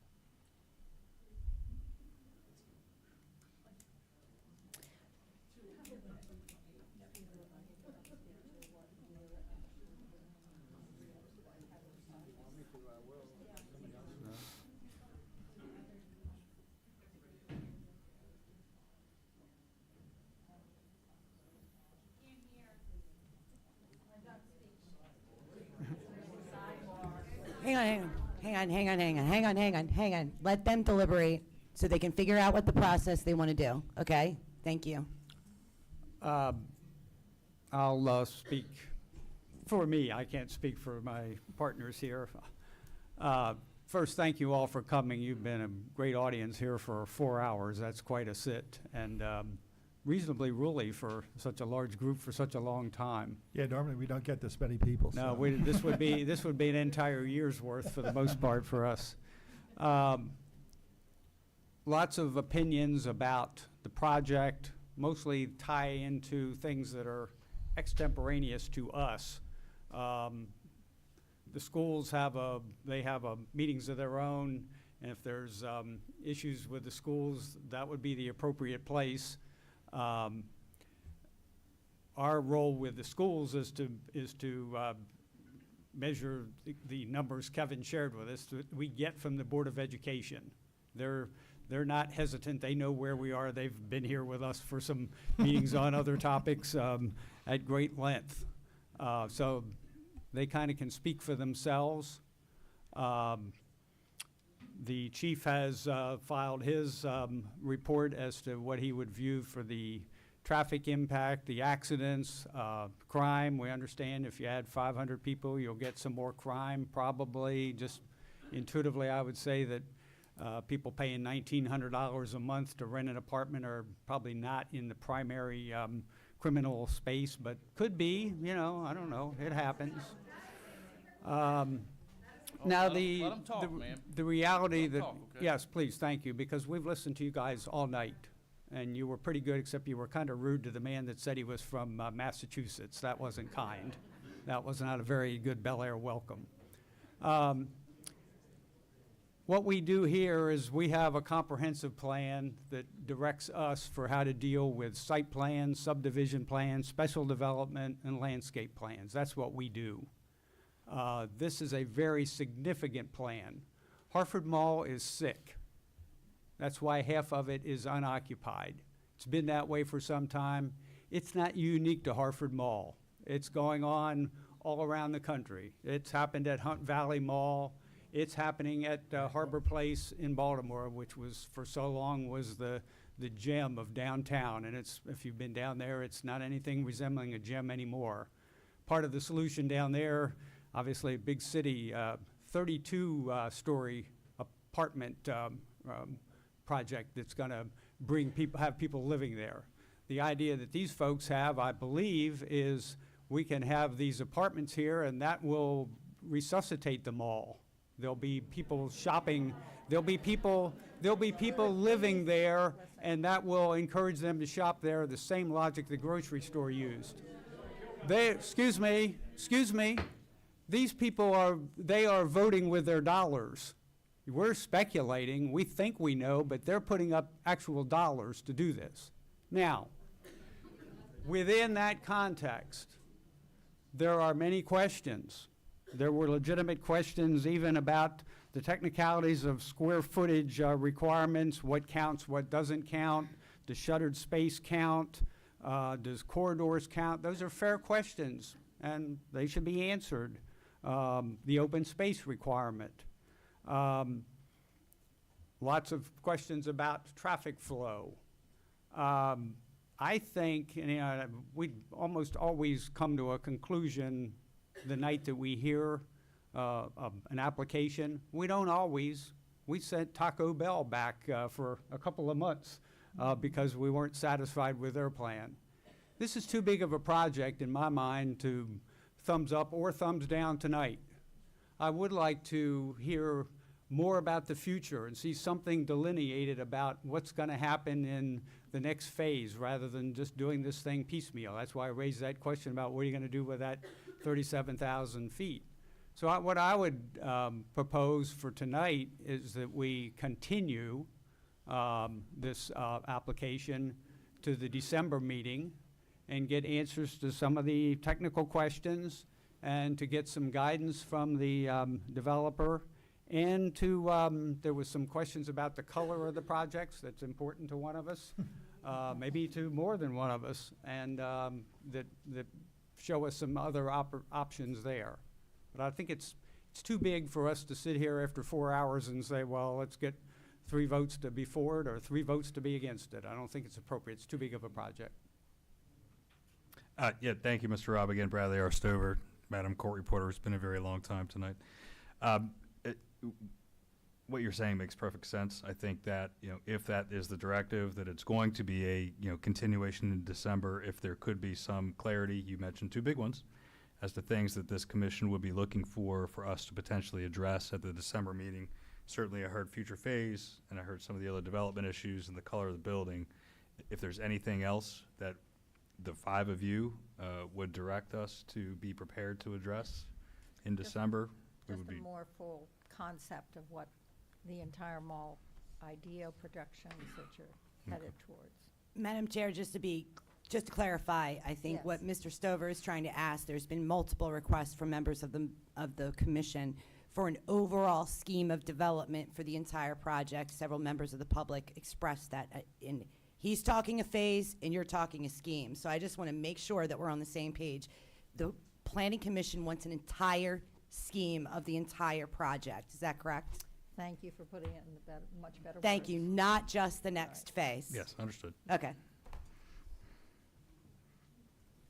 Okay.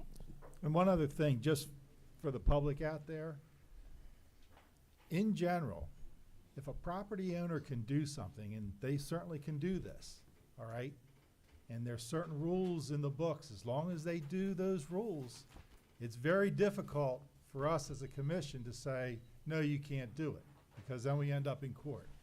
So those type of things that can be changed, or as long as the rules are being followed, then it will happen.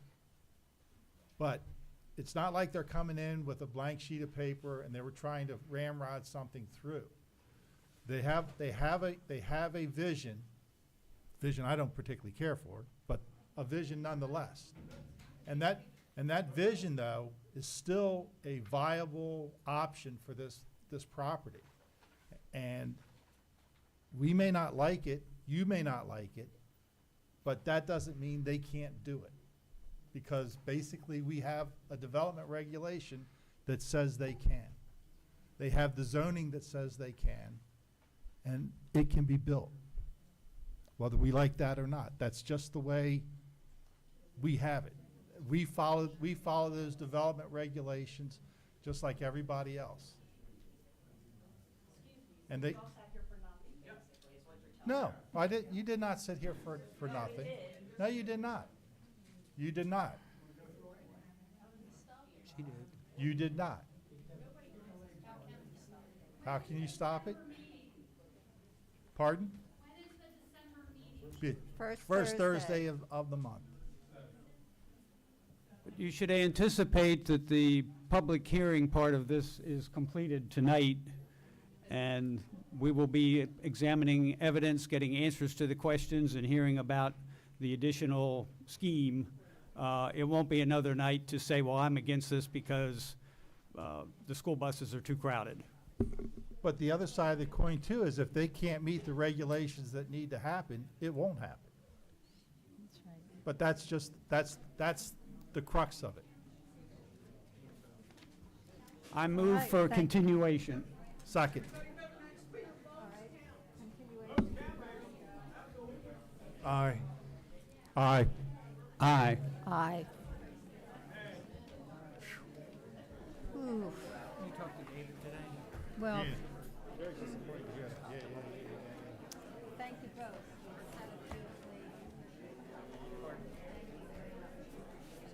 What your statements.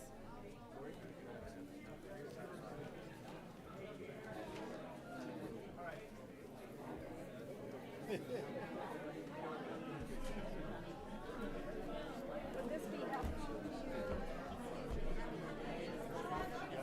All right. Yeah. All right. Do we need to go with a formal motion for closing or not? Thank you. Oh, yeah, I mean, I gotta tell you. When you start out with everything being paving, they're not having to do a whole lot. They're having to do. Urgent care place and things. Say, hey, you guys missed this in the second one. Actually,